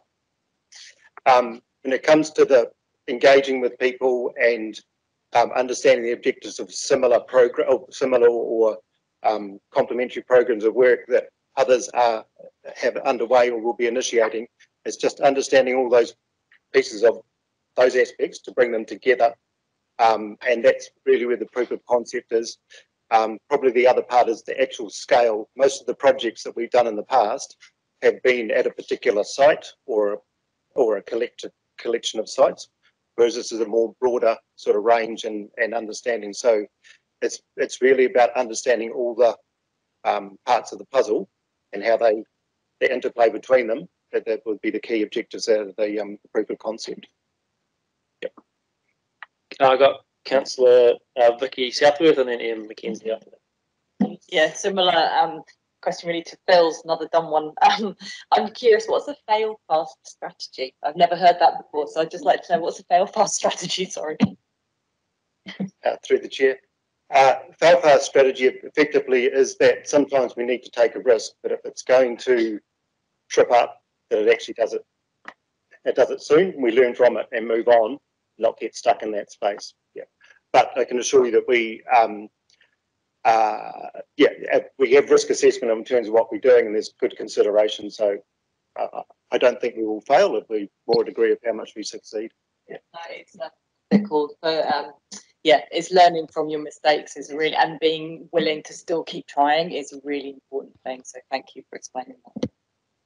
Got it. Councillor Ian Mackenzie. Yeah, look, this is because of my own questions because of my own inadequacy. I've broken my glasses and I'm waiting for new ones, and I can't expand your map on my computer, and I can't read yours up there. But the blue dots, what are they areas of where you're doing work? Is that what you're doing? Or through the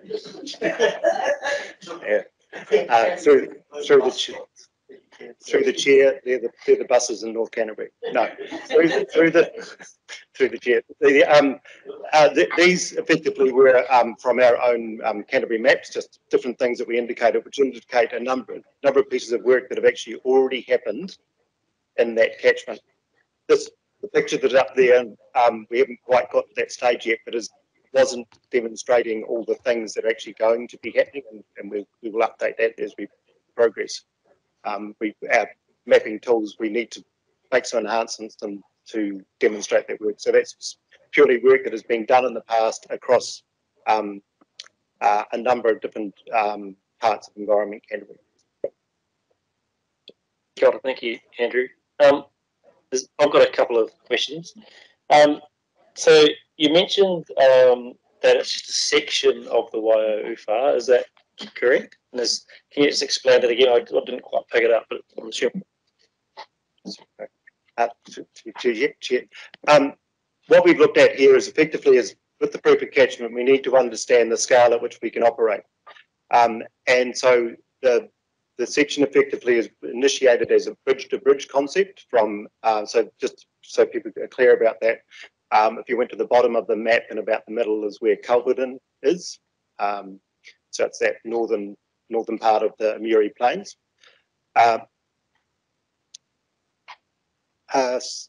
Sorry, just clarify your question again. Sorry. Yeah. Right. And so where that came about was effectively with pieces of work that we were aware of in the first instance, and also tying into the other initiatives to complement the likes of SCAR, post-quake farming, some work that's been down the Mason River, and the likes of the rivers work that is currently in place. So that sort of highlighted the point. There is other work being done in the lower part of the Waiauwha. That's actually through Hiranuri District Land Care Group.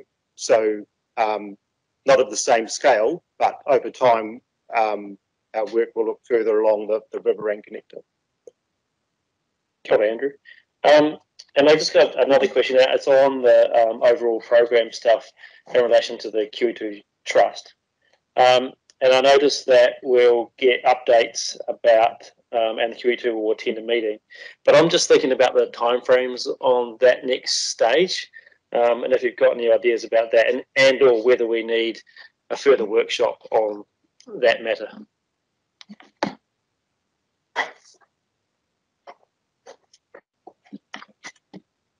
Kia ora, Chair. Just specifically on the QE2, so staff have had initial meetings with staff of QE2 from across the region, and they've looked at basically all of the proposals for covenanting work that have been on QE2's books, together with the advice from our biodiversity staff about where we see priority biodiversity investment needing to occur. And so they're coming up with basically a list of projects with spread across the region that we can look to achieve within this financial year to be able to deploy the funds.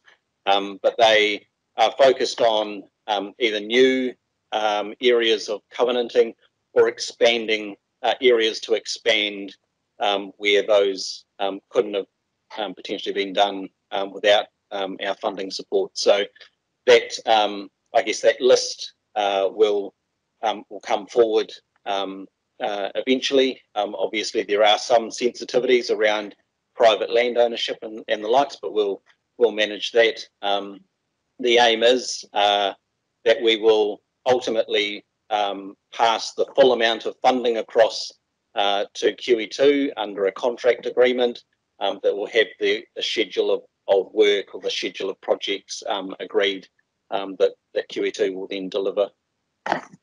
Kia ora, David. That sounds fantastic. Thank you. Councillor Edge. Just a quick query, really. I was just wondering, in terms of the context of this project and how it fits in with the Braided River Revival philosophy, if you could just explain how the two are fitting together. Is the Braided River philosophy for this stretch of river established, and these are projects within that, or what's happening? Through the chair, this program is me Uruka. The work that we're doing, yes, it is in and around a braided river, but as such, the funding for Braided River Revival, that aspect is probably closer really to the township, the flood protection work, and some work being done around some planting down near the township. So if you like, me Uruka is definitely the lead program in this particular project. There is no strategy that's being developed through Braided River Revival for the Waiaupa yet, and I'm not sure if it's actually on the list of the 10 that are there. Yep. Andrew? No, it doesn't look like we've got any more questions. So, To Andrew, just on the Katikuri and Turunanga or Kaikoura, just the initial proof of concept design on the Waiaupa, and I suppose that you mentioned co-design, co-development. That's travelling well, or just the start process? Through the chair, it really is at the start of the process, and perhaps a little bit more and supportive, but understanding to go further. I'd say that COVID has probably put us, we're not quite on the front foot as we would like to be right now, but that's more to do with COVID. But I'm confident that we'll progress that, and that's an important part. So we've got a resolution here. Resolution to put here. Thanks again, Andrew, for your report and answering the questions that councillors had. So the resolution is that the Natural Environment Committee notes the Me Ururako program update. We've got a seconder, Councillor Marshall. Thank you. All those in favour? Any against? Thank you, carried. Thank you. Elder, aye, thanks very much. So 8.4 wilding conifer control. I've just got to think. Graham is online. Kia ora, Graham. Welcome, and let's have your presentation. I think you've got one as well. Thanks, Mr. Chair. Kia ora, everybody. Excellent.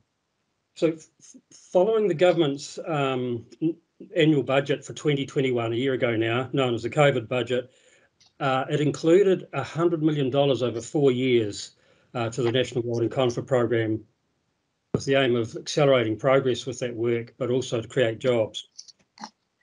MPI subsequently released $40 million nationally to support the control operations for 2021, or year one of the funding period. And out of that, Canterbury was allocated $18.3 million. So the agenda paper really provides information on the operational activity and how we spent that money last year. Slide 2, please. Now, this is the program structure. There is clearly an empty chair at the governance level, which is that green box at the top. Mana Whenua are not represented at this time. MPI are working on that, and it's being handled at the national level. However, regional councils at the local level are consulting with local wūnaka. So parking that gap, I just want to go through that because this is really the heart and the power of the program sits here, and it's that relationship or the collaboration itself that is really the driving force. So starting from left in that green box, the trusts are actually community led. They are Wild and Conifer trusts. There's 22 of them in the country. The local community are very powerful, have a very powerful voice. They're great advocates and provide us with social license. Production forestry is there. They represent the third largest primary export after dairy and meat and wool. We're not anti-trees.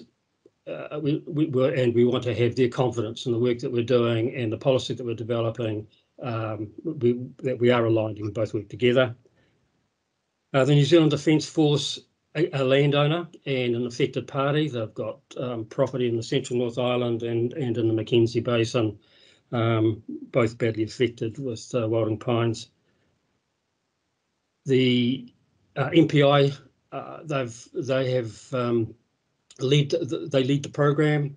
It's chaired by John Walsh, who's the CEO of Biosecurity New Zealand, MPI, and they provide the leadership, and they've got a group of people supporting the delivery of the program, or the people that are delivering the program. LINZ administer about 3 million hectares in New Zealand, particularly in Canterbury and Otago, and they are an affected party, but they have also contributed with the development of a centralised database for this work, and built that up, and the Minister gets real-time information on progress of the work that we're doing as a result. So this is what the partnership can bring as well. Regional councils play a very important role. They actually deliver the operational activity, and our regional pest management plans actually provide the regulatory framework for the non-stat National Wild and Conifer Management Strategy for 2015 to 2030. So it's an interesting innovation to do it that way. Department of Conservation, clearly a massive landowner, about nearly 9 million hectares, a badly affected party. And farming, they are also a badly affected party, a very strong lobby group when it comes to getting funds. I won't go any further into that diagram, but it's really that combined set of the skill sets, the networks that really power this program, and the fact that nearly all the land that's we're working on is represented at this group has allowed for a tenure neutral approach to the work. It's far easier to plan and prioritise as a result of that point. And I guess removing tenure boundaries and administrative boundaries removes a lot of baggage and clutter that can come across with that. Next slide, please. One of the features of the program since 2016 has actually been calamities, and we started off with the Kaikoura earthquake, followed by the Port Hills fire, and we ended up with the first COVID. And last year was no different. It started with a wildfire in August at Pukaki. It was a massive fire. It burnt over 3,000 hectares, and that was followed a few. Next slide, please. Oh, this is still a Pukaki fire, and there were 18 helicopters. The whole fire was fought by from the air. They couldn't get people into it. Next slide, please. And a few weeks later, it was followed by an even bigger fire at Ohau. 48 dwellings were lost, no lives, and it was fought from the ground and air. So that put quite a big break on our progress of delivering what was going to be a very challenging wild and conifer program for us as we switched over and started helping in the response and the remedial work that followed these two fires. Next slide, please. And this is an example of, it's a bit of an odd slide, sorry. The stuff in blue is actually a reflection of cloud in the sky. It's Lake Pukaki. This is an example of the remedial work that we've been undertaking both at Pukaki and around the Ohau village. So about $250,000 was spent on that in quite a few weeks of our time. I just thought I'd put that in there. It's purely a goodwill gesture. It's gone down very well with the communities, or the two communities, and having social license is quite important. So I guess it's a feature of last year that was really stood out for me. Next slide, please. Okay, so the key numbers were, and I've gone through that first bit. In total, we had $23.4 million from all funding sources. It was a huge program for the team, and we actually reevaluated our capacity and capability to deliver it. And we added 3 more to the team: a data and finance person, a coordination person who's across all the strands that make up the program, and a further project manager. And we did complete the work. We worked till the last day in June and just got there. So we removed trees off 490,000 hectares, and that was 58% of the national total for that year. We employed, much to the minister's chair, I guess, 244 contractors in Canterbury and 600 for the program. We're also working with community and our trusts, and we did three volunteer days. Next slide, please. This is a breakdown of that 23.4 million. I won't go into this too much, but we unexpectedly got 1.2 million from Defence Force in May of that year, just before the end of the financial year, and 300 from Land Information New Zealand, which created enormous pressure right to the last few weeks of the financial year, but we did spend it. Next slide, please. The work that's being undertaken at the scale that we're undertaking it is quite a visible change to the landscape. You're looking west here across Lake Pukaki, and that forest that you can see that's been removed has seed source coming out of Mount Cook Station, and the clump of trees in the middle to foreground was logged at a separate time. They no longer exist either. Next slide, please. Okay, so the orange denotes the area that's been cleared of trees since the start of the program in 2016. There's 12 management units stretching from the Clarence through to the top of the Linders Pass, and you'll notice on Banks Peninsula last year we undertook some work with funding that we got from MPI to undertake some community-led projects. So it wasn't part of the originally planned area, but we got the funding and the community are ready to go on it. So we've started undertaking some work there, and that will be repeated this year in new sites. Next slide, please. Okay, so this is how it looks for 2014. The stuff in blue are the new management units that are coming on for initial control. We've been allocated $14 million for this year from the Crown. And I think that is this last slide. Oh, there is actually, sorry, there is, no, that's not. Sorry. I do have a 4-minute video that looks at the work that the volunteer groups, the community trusts are actually undertaking, but I understand the pressure on time, Mr. Chair, and quite happy not to put that up. Kia ora, Graham. I suggest that we might want to watch that in our lunch break. Maybe that might be a good idea, because I'd quite like to watch it. But yeah, I agree that now we might move on. So thanks so much for your report to us. What an amazing, looking at that map on screen, a massive slice of our region there, covering especially the orange areas before where control's been carried out. So, well, thank you so much for your work. I've got 2 questions that I can see straight up. So, Councillor Heinz first, and then Councillor Mackenzie. Thanks, Graham. Thanks very much for that. Just a quick question. Point 19 in the paper refers to funding details from MPI for years 2 and 3 of the LTP not yet being confirmed. Just, are you able to refresh, or is someone able to refresh my memory either now or later in terms of what the value within year 2 and 3 is in the long-term plan should that funding not come through from MPI? Obviously noting they're supportive. However, we've had instances where government have been supportive of programs before and then the funding hasn't arrived. So just wanting an understanding of what the quantum of that would be.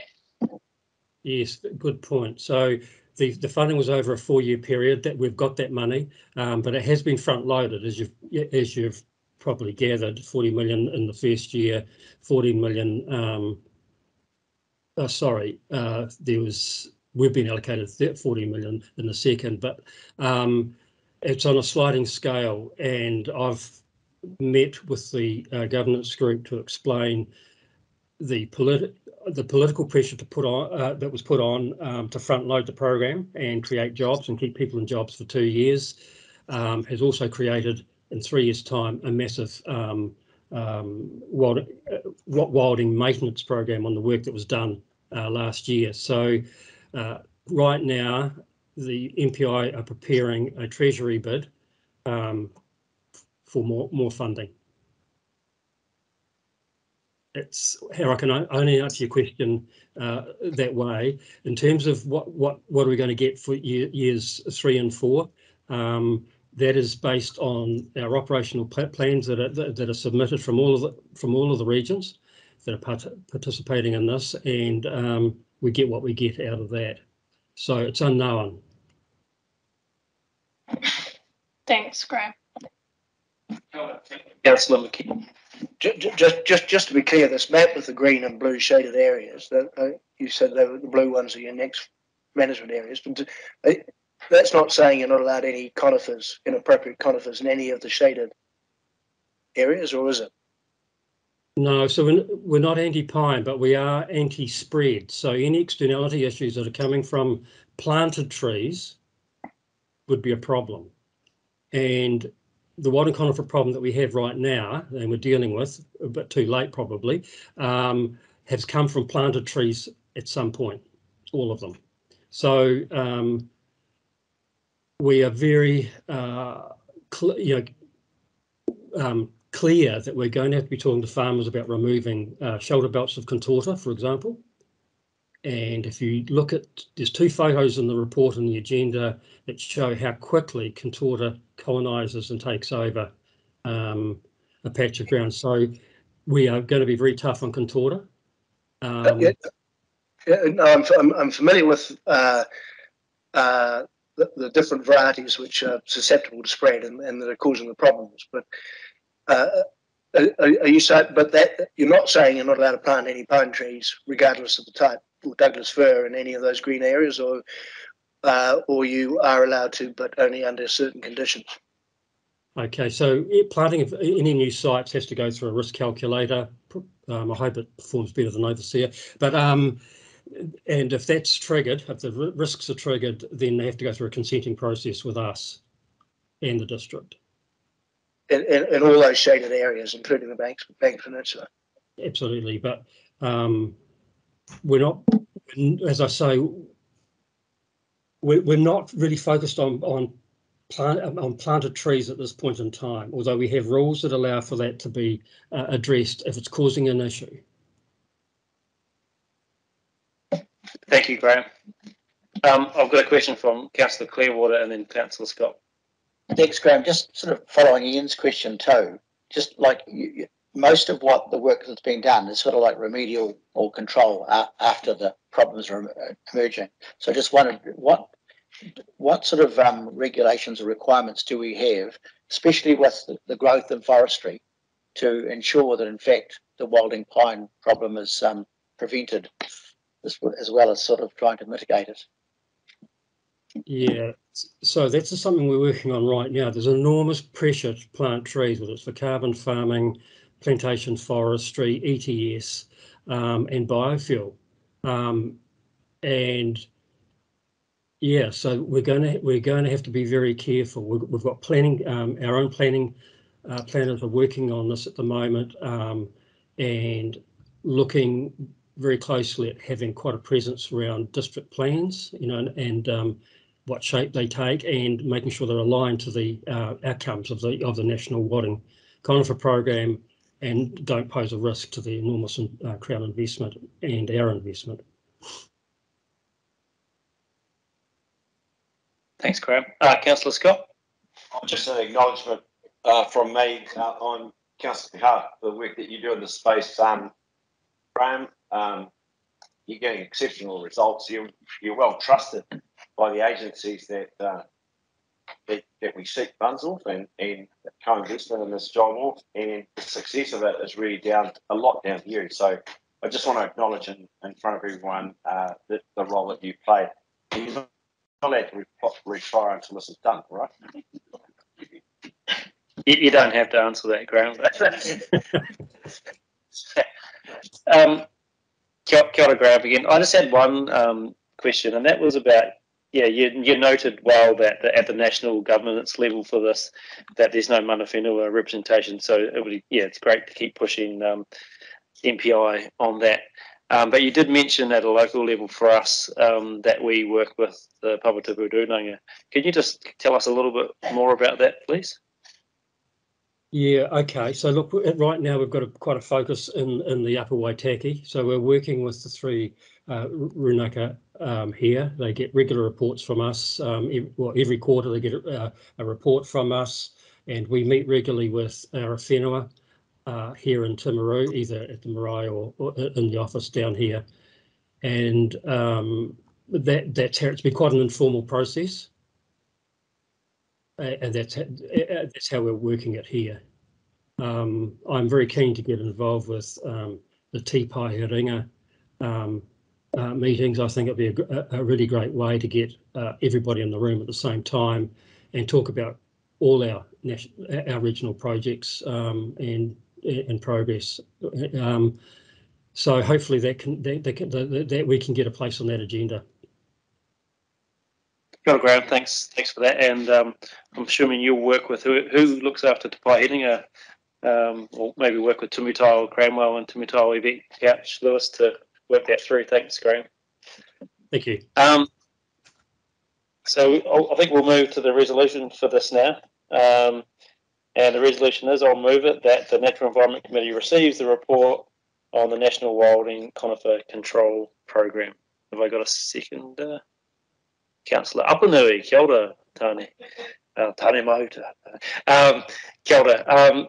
All those in favour? Anyone against? Cool, carried. Thank you. And thanks so much again, Graham, for that amazing work. Thank you. Who to go, people? Who to go? We can give it 15 minutes. So we've got 8.5, Winter Air Quality and Clean Air Program Update, and we've got Claire and Vanessa, is it, to present. Kia ora, thank you.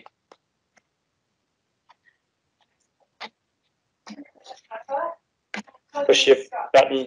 Thank you, sorry. Oh, apologies. Tēnā koutou katoa. My name is Vanessa Scott and I'm the acting program lead for our Clean Air program. My day job is actually as one of the principals in the consenting department with a focus on air quality and air discharges. With me today, I have Teresa Apicay, who is our senior air quality scientist, and Teresa is going to talk us through the science. Also supporting us today is Claire Patterson, our senior strategy advisor for the program, and online I think we have Paul Hopwood, who is our principal implementation officer for the program as well. So Teresa and I will be presenting, and the others will be helping to answer any questions that you may have. So today we'd like to take the paper as read, and today's presentation we'd like to focus on the science.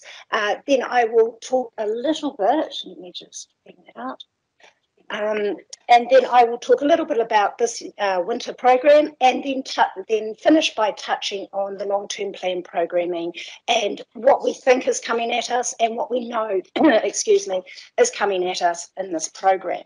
So I'd like to hand over to Teresa now. Yeah. Tēnā koutou katoa, ko Teresa Apicay. I'm here today representing a team of science staff who keep the air quality instruments measuring particles and gases performing well all year round at several sites in Canterbury. The key contaminants in the National Environmental Standards for air quality are PM10 and the gases carbon monoxide, nitrogen dioxide, sulfur dioxide and ozone. In the past, we've measured gases as well as particles at our air sites, but it is rare for those gases to exceed guidelines. So the main focus is now on particles, PM10 and PM2.5. The Ministry for the Environment is reviewing the current standards to include PM2.5. The World Health Organization has annual and daily guidelines for both PM10 and PM2.5, and the PM2.5 ones from 2005 were added into the Canterbury Air Regional Plan. There are new ones that have been released today. This map is from the Lawa Air Topic, which was updated in July this year to include several national map views like this one. This Canterbury segment shows where our monitoring sites are, and the marker colour in this instance indicates that the annual average PM2.5 concentrations in 2020 were below the annual guideline at our sites. The air contaminant we measure that exceeds national environmental standards is PM10, or particulate matter smaller than 10 micrometers in diameter. These particles that are suspended in the air are defined by their size and are made up of both coarse but inhalable particles and smaller fine particles, or PM2.5. PM2.5 result from burning things and are more harmful to our health as they can be inhaled further into our respiratory systems. As at most of our air monitoring sites, the PM10 concentrations are highest during winter nights when they comprise of mostly fine particles from burning wood for home heating. In contrast, at the Washtenae air monitoring site, the highest PM10 concentrations are mostly coarse particles and occur at any time of year, typically during the day on a weekday. Looking back over the last 20 years, significant gains have been made in air quality, with a great reduction in the number of days when PM10 concentrations were high in Christchurch,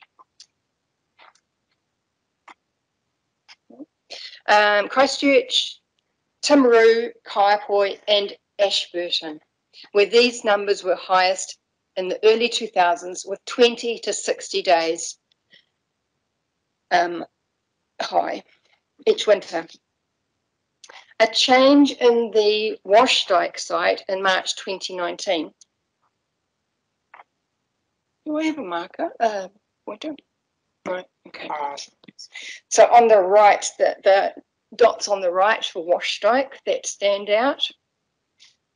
That is when we moved the monitoring site in 2019, and that resulted in a higher number of exceedances at that new site. So we use the monitoring site's data to report on an airshed or a management area for the National Environmental Standards for Air Quality. This year, 4 airsheds met the standard of no more than 1 PM10 exceedance of 50 micrograms per metre cubed, assuming there are no exceedances during the rest of this year. The Canterbury Air Regional Plan, which can be stricter than the National Environmental Standards, has a policy to have no PM2.5 exceedances of 25 micrograms per metre cubed by 2030.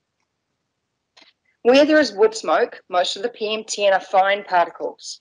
So the PM10 and PM2.5 concentrations are similar, but the threshold concentration is half as much. This means that there are more exceedances of the PM10 threshold in most of our airsheds. Wash dike is different, with most of the particles coarse and the PM2.5 concentrations very low. The number of exceedances in a year can be affected by the weather, so we also use other measures to assess trends. As the National Environmental Standard allows 1 exceedance, the highest, the second highest concentration, daily average concentration, can be used to track how we're going to meeting the threshold concentration. In these graphs, the second highest daily average PM concentration in each year is shown, with the scale going up to 200 micrograms per metre cubed in most graphs. See how the concentrations of PM10 in pink and PM2.5 in black compare at each site, and how they have varied over the last 2 decades. Again, the improvement in air quality, as indicated by 1 high daily average each year, is obvious in Kaipoi, Christchurch, Timaru and Ashburton. The change in marker fill indicates when the site had to be moved in Timaru, Waimate and Wash dike. This graph is the number of high PM10 and 2.5 days this winter compared to the last 4 years, showing that improvement has slowed. Note that the vertical scales are different, and the target for PM10 is 1 day and 0 for PM2.5. This drop in numbers in 2018 was weather related, but at this stage it's not clear if this ongoing lull is related to weather or human activity. Timaru stands out this year with more exceedances than the last few years, and PM10 exceedances have been high at the new Wash dike site since 2019, with very few PM2.5 exceedances.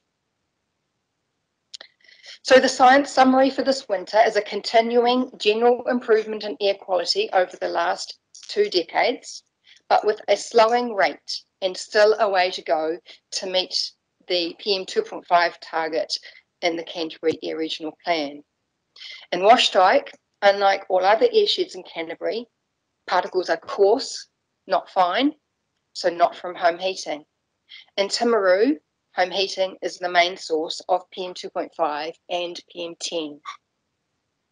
Hand on to Vanessa. Thank you, Teresa.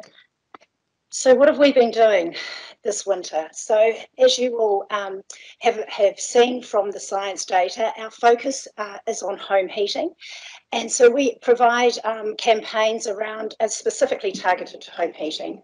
So we have our Warmer Cheaper campaign, we have a smoky chimney complaint response, and we have a subsidy scheme.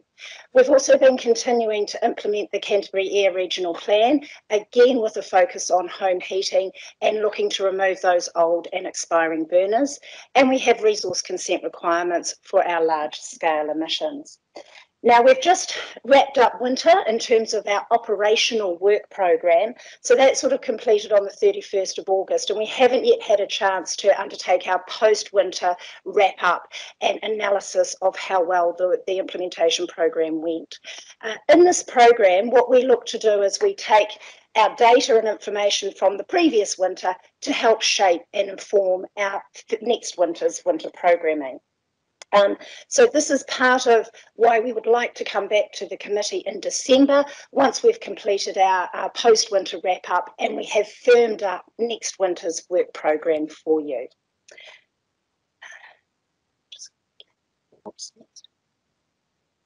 So, just to conclude, what's ahead, I'd like to draw Councillors' attention to page 68 of your pack. This details out our long-term plan programming proposals for the program. Now, and the slide. So what we're actively doing at the moment is we're reviewing our subsidy scheme in order to improve accessibility and uptake, and that piece of work is currently being done at the moment. We will also look to target our compliance campaigns for next winter, specifically around those properties with expired and expiring wood burners. Now, our focus for this winter has been on Timaru, but looking ahead to next winter, and as you will recall from the science graphs there, Kaiapoi and Rangiora are two other air sheds that we're looking to target, I think, for next winter as well. We will continue with our ongoing smoky chimney complaint response, and we will also continue with our, excuse me, voice is gone today, our incident response approach for outdoor burns, dust, and odour nuisance. Now, that's actually reported to you under a different portfolio. Thank you, Teresa. So, just to sort of conclude, we believe it's important to retain the resources and budget that we have secured through the long-term planning process. And the why for that is because we know we've got some stuff coming at us, not least some limits potentially around particulate 2.5. Now, you will have seen, you will recall from the slides that Teresa presented, some of our air sheds, it's looking okay if we're looking at 2.5. Others we're going to need to focus on, and that is because of home heating. So that's why we're looking to retain our focus on Timaru and ramp up Kaiapoi and Rangiora for next winter. We also have the regional air plan as we move through years 1, 2 and 3 of the long-term planning process. We're going to have older and expiring burners that need to come out of our air sheds. So that's where we're going to want to target our focus. And not least, the regional air plan will be looking to be reviewed as we move through the long-term plan as well. So therefore, we know in this program that we're going to need to scale ourselves back up in order to continue to achieve the gains we have throughout the region with regards to air quality. I'd also like to point out that we're actually one of the only programs that the council operate that we actually receive no additional funding for the work that we do. So basically, all the funding we get is the budget and the resources that we get allocated through the long-term plan and the annual plan processes. And so just to finish, while we're small, a small program, perhaps in relation to some of the other programs that you hear from and that we operate as a council, but we're by no least insignificant, and we believe, you know, we know what we've been doing. We've been doing this for a while now, and that's why we believe we can scale up and still be successful and can deliver bang for buck in this program and improve air quality for our communities and the environment across the region.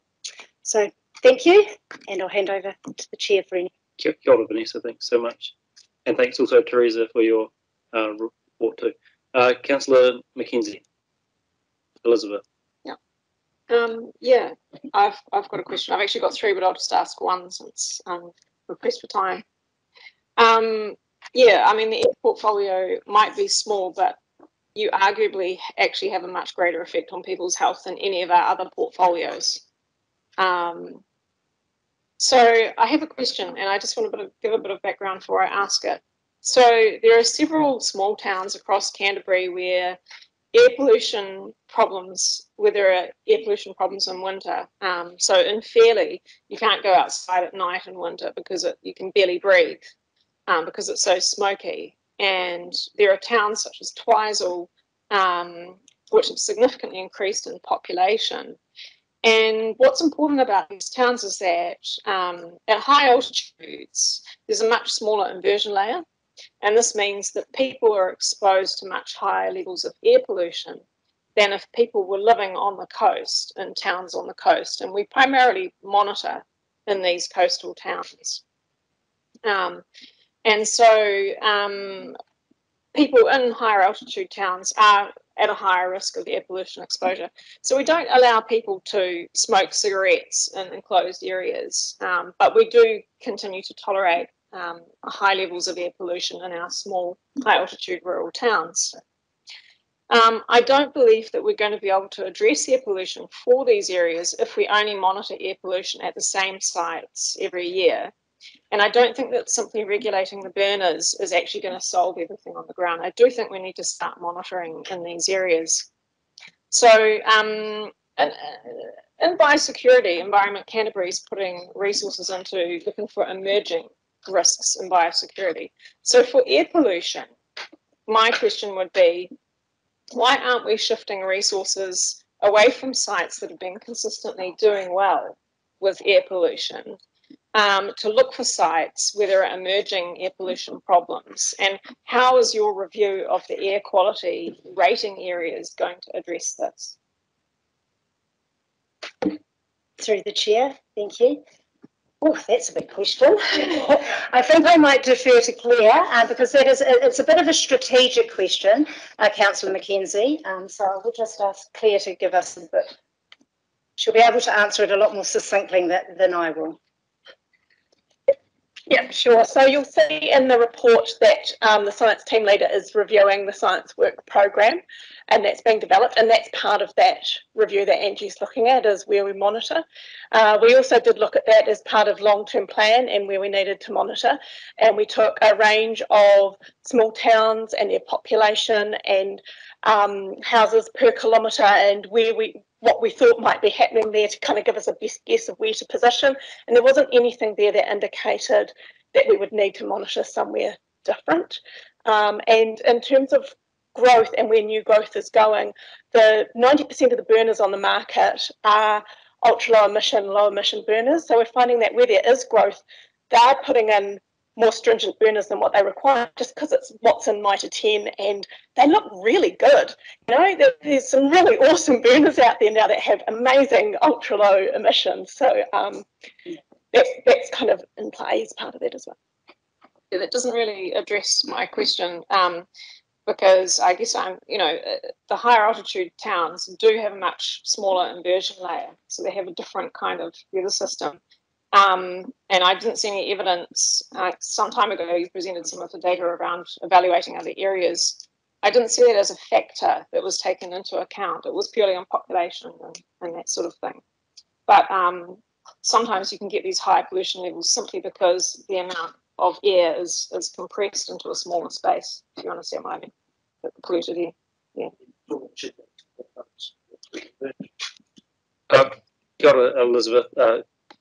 I'm thinking, I don't know the process there about where the air sheds get defined. I'm assuming that's in the air plan. And that might be another topic for another day about how does that process happen to, review and include other areas. So Councillor Scott or staff might be able to confirm that. My point that I'd like to make is that I think that's relevant. I'm not saying it's not relevant, but I think the TAs have a part to play in this in terms of how they consent housing and what hardware they're allowed in housing. That certainly is the issue that we have in Timaru in terms of trying to get access to stuff we know is there and the way things are happening. And it's a long process. I would encourage us to support Vanessa in her not cry for more funding, but and I believe Elizabeth is right. We have made a lot of ground on this, and this is something we need to keep on. But if we do get to 2.5, it changes the game again. The issues that we can fund across Canterbury are limited, but I see Geraldine sneaking out, so we might be able to put that somewhere else. I don't know. But it is a more complex process, and possibly what we can do is have a session with you, Vanessa, in terms of where we go from here. Yes, through the chair, absolutely. And we know that with our areas of exponential growth, such as Selwyn, it's not a gazetted airshed. We don't know, as Claire said, people are putting in the newer models with the lower, with the reduced emissions there. But on volume, we don't know what we don't know yet. So we do take the point that we are looking at areas of high growth, and Councillor Mackenzie, we can most definitely look at those higher altitude and perhaps report back to you with where our scientists are at and what they're thinking with regards to that from a scientific perspective. Yeah. Kia ora. Do you have any other questions? Is there any other questions? Thanks, Vanessa. Just with the funding and that we're the sole kind of provider, I just wondered, have we had talk with, for example, the Ministry of Social Development to see what contribution they might make on a partnership? That's my first question. My second point was clearly the exceedances in Timaru are concerning, and I just wondered, do we have links with the South Canterbury District Health Board, say, to ascertain incidences of respiratory illnesses, to take that so that we are aware of the impact of those exceedances? It's a positive response on both of those aspects. So we have talked to MSD and we look at their winter energy payments that they give people and what impacts that might have in terms of home heating. And so we make sure that we're all linked in and working collaboratively on that. And we work with the CDHB in terms of what the health impacts might be. So because things like smoking also have an impact on the kind of mortality and morbidity, it's quite a complex system to unpack. There's a piece of work at the moment being done called HAPPENS, which is Health and Air Pollution in New Zealand, which looks at the health impacts, and that's currently in the process and we keep expecting it. And I think the deadline for that has just shifted again as they review it. But our DHBs in particular they don't have the ability to just pull out a particular and give it to us in confidence saying this is related to air quality, because it could be related to many other social factors. Thank you, because clearly, like even for example, if the admissions to hospital are following nights of serious exceedances, that will be useful information for the public. But take your point about the limitations of the data. Thank you. Clear water. Any other questions? I just have one, and you mentioned the LTP program going forward, and just relating to the data that we saw, what are the particular actions for Washdyke, noting that there's an issue there with coarse matter? So. Sure, thank you, Chair. Well, Washdyke is actually one of our unbudgeted issues. We've been monitoring there for about 18 months, and as Teresa explained in her presentation, we're really confident that it's not home heating and that it's coarse particles, which is trade and industry down there. So it's going to be reasonably complex, and it's going to involve a lot of collaboration with our district council colleagues as well as industry down there. And that is one project that we feel is very important to bring into next year's work program. So any support that we can have from council as we shape this up, and to also go forward to not lobby but encourage our district council colleagues and industry to support us. It's going to be practical outcomes here. We're talking about perhaps increased road sweeping, more hard stands, those sorts of things, but those are things out of our control, which is going to require strong collaboration and buy-in from our district council colleagues. Councillor Scott. Just one further point, because I was heavily involved in this when I first started in the last triennium, and so as was John. And one of the big successes we had was when we went to the TAs in terms of the yearly report, and I would encourage this committee to support that again. That's where you had the decent committees, the decent conversations with the TAs, specifically in Timaru. We had a hostile environment down there when we started, and now we're getting better results. But I think we need to double down a bit on that. So much. I mean, yeah, noting that it's unfunded for this year, that's definitely something to work on for the next annual plan for sure. So thank you. No other questions. I think we'll move to the resolution.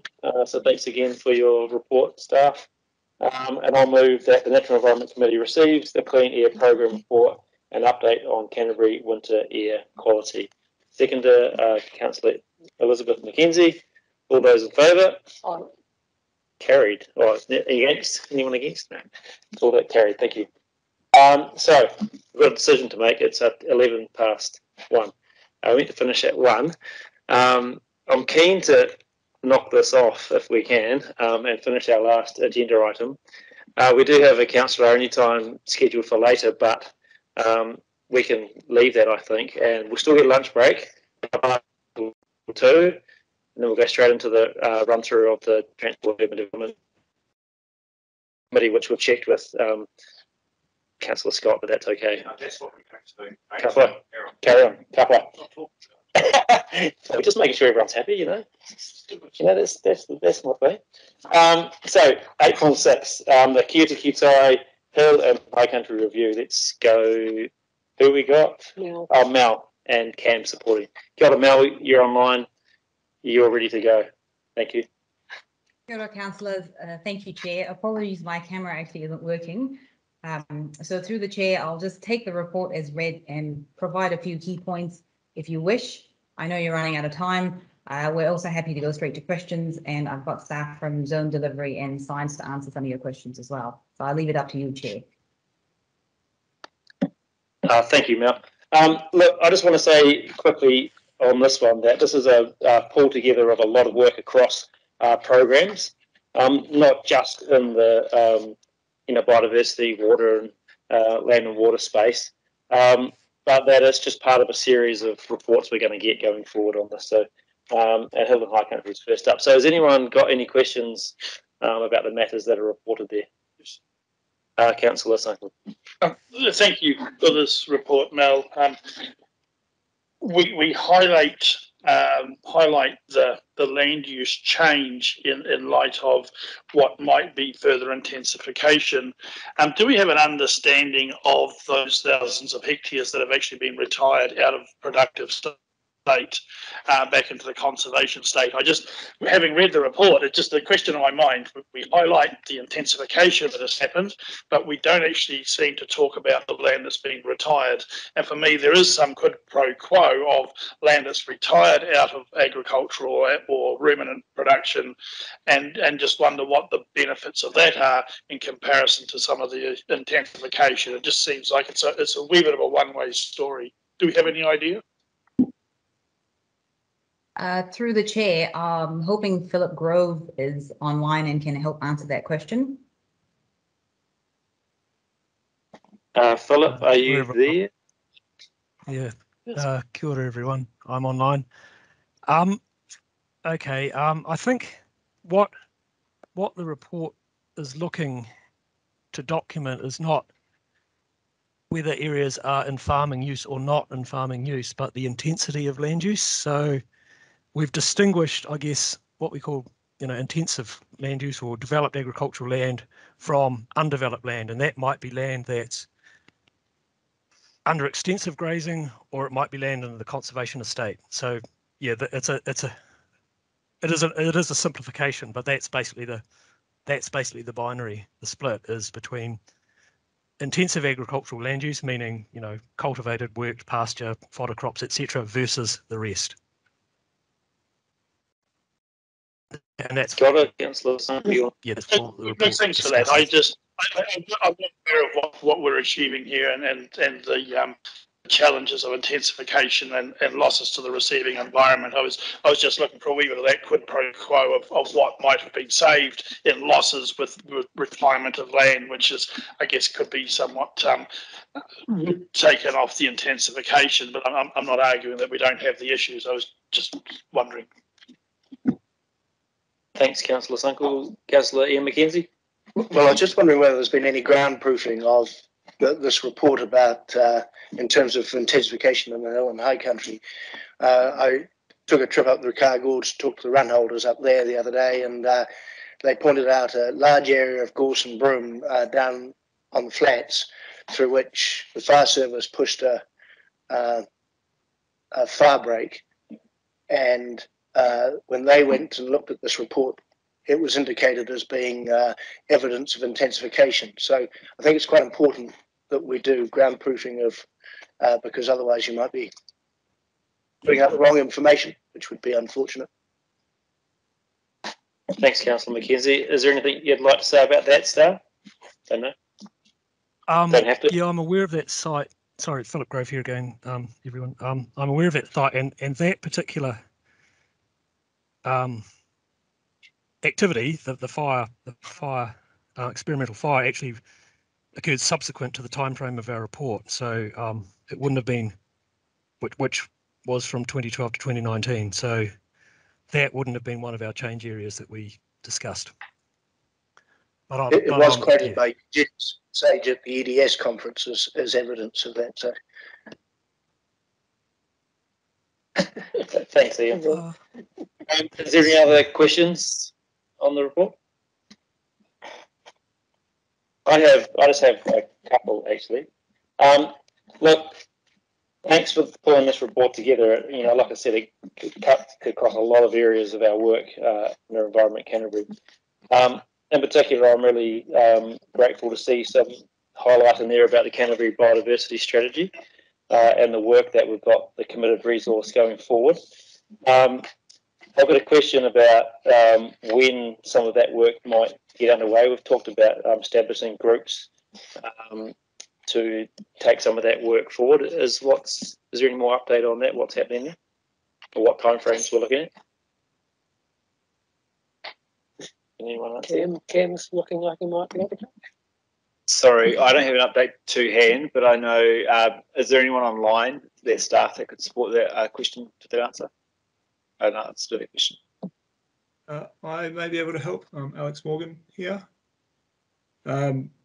So through you, Chair, so that some of the work in the biodiversity strategy space, the renewal, it's in its project planning stage. So we've done a bit of forecasting about what might be required, and I sort of in a bit of a holding pattern while we decide how we're going to act in the absence of a national policy statement for Indigenous biodiversity.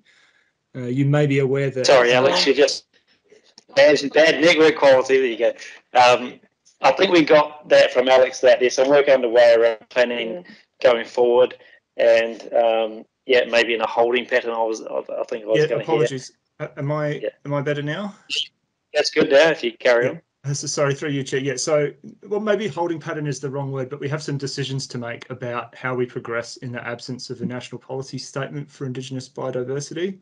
We expect on release of that final document that will contain at least some guidance on what a regional biodiversity strategy needs to look like. So we're kind of, I guess, deciding how to phase the rollout of that biodiversity strategy work in the absence of that guidance and what we can meaningfully get done in year one. So I guess the update for you, councillors, is that it's in its project planning phase. Kia ora, Alex. Thanks for that. That's a great answer. I'm satisfied with that. Thank you. And the only last comment I'd like to make is, of course, the report mentions Otu Wharikai, and it's been mentioned a few times today. We know there's work going on there with other partners, Arowhenua, and also DOC and LINZ and others, and Ashburton District Council. So happy to hear that's going, and I know we're looking forward to the next update on that. So thank you. There's no Councillor Edge. Yes, thanks for the report. I mean, this is brought to light in a number of reports that are in the attachment of the seriousness of our high country in terms of the quality, water quality, and the state of our landscapes up there. In terms of the item 6 there, item 5, that we're obviously talking with a number of statutory agencies that hold responsibilities for those upper river catchments and our hill and high country environment. And we are obviously liaising with farmers who are directly affected in a few areas. In terms of timeframes, do we have any idea of the timeframes that those discussions might likely to be taking place? Just to clarify, is this around Brad River Revival, or what in particular are you referring to? No, I'm just generally in the discussion about what is involved.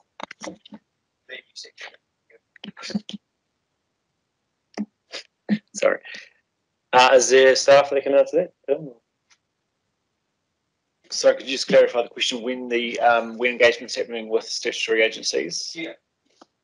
I guess it does happen across the board with a number of different projects. The chair's correct. We're kind of, we talk around all Wharekai, braided rivers, with Land Information New Zealand, DOC, etc. So it's kind of an ongoing conversation. But obviously there will be pressure points around some of these issues.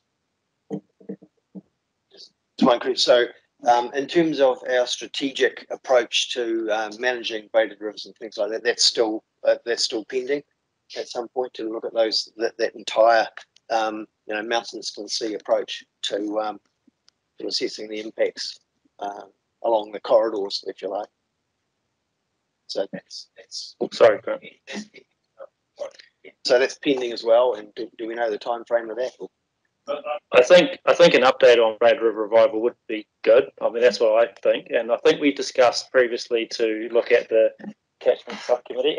And yes, Tim was pointing out that next steps, and point 41 is about that sort of next step down, so into the plain. So I think that's where we'll get it. Yeah, thank you. And Lan, Councillor Farr, thanks for joining us. You've got a question. Kia ora, thanks, Chair. I've actually got a comment if we're in the comment area. Lovely, thank you.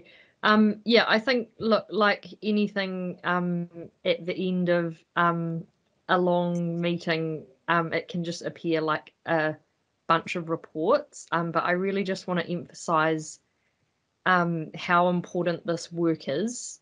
It appears from all accounts, despite all the really good work that is happening in the hill and high country, and no doubt there is a lot of it, and a lot of proactive and engaged landowners and community groups and everything like that, all our efforts seem to not be resulting in positive outcomes, and in fact in many areas, particularly Otu Wharekai, but other areas, yeah, we are going backwards and need to take urgent action.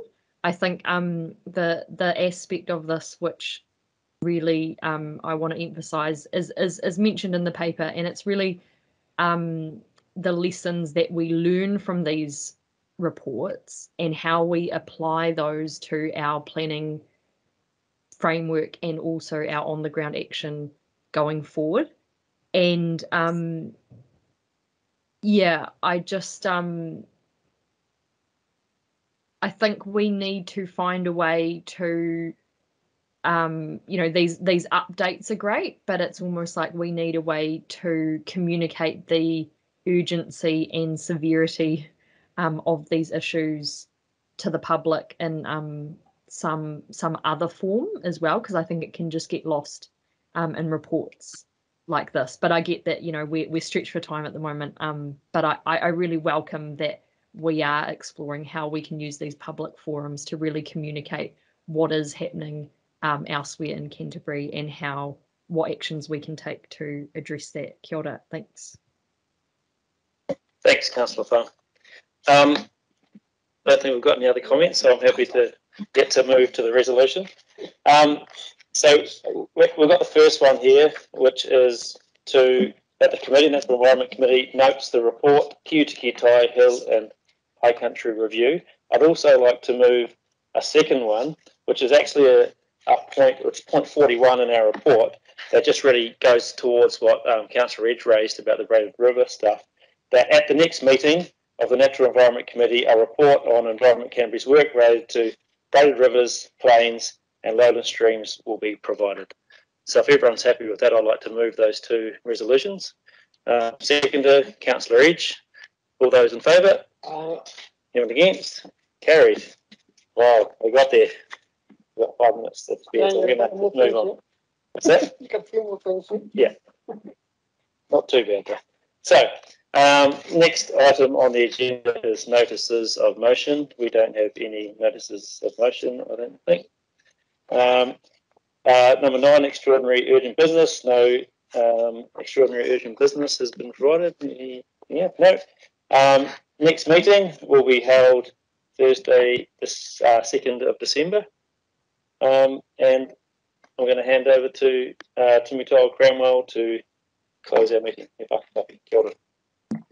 Kia ora tātou, nei te mihi ki a koe te tiamana i tēnei rā, i whakaare i a tātou, no reira tēnā koe kia koutou katoa ngā kai kaurihera, ngā kai mai tēnā tātou katoa, me whakakapi te hui nei, no reira mino i tātou, unuhia, ki tu tapunui o tāne, kia wāte, kia māma, te kākau, te tinana, te wairua, te arataka tā, koe rā e roko o whakireaki ki ruka kia tīna. I'm Yehuye.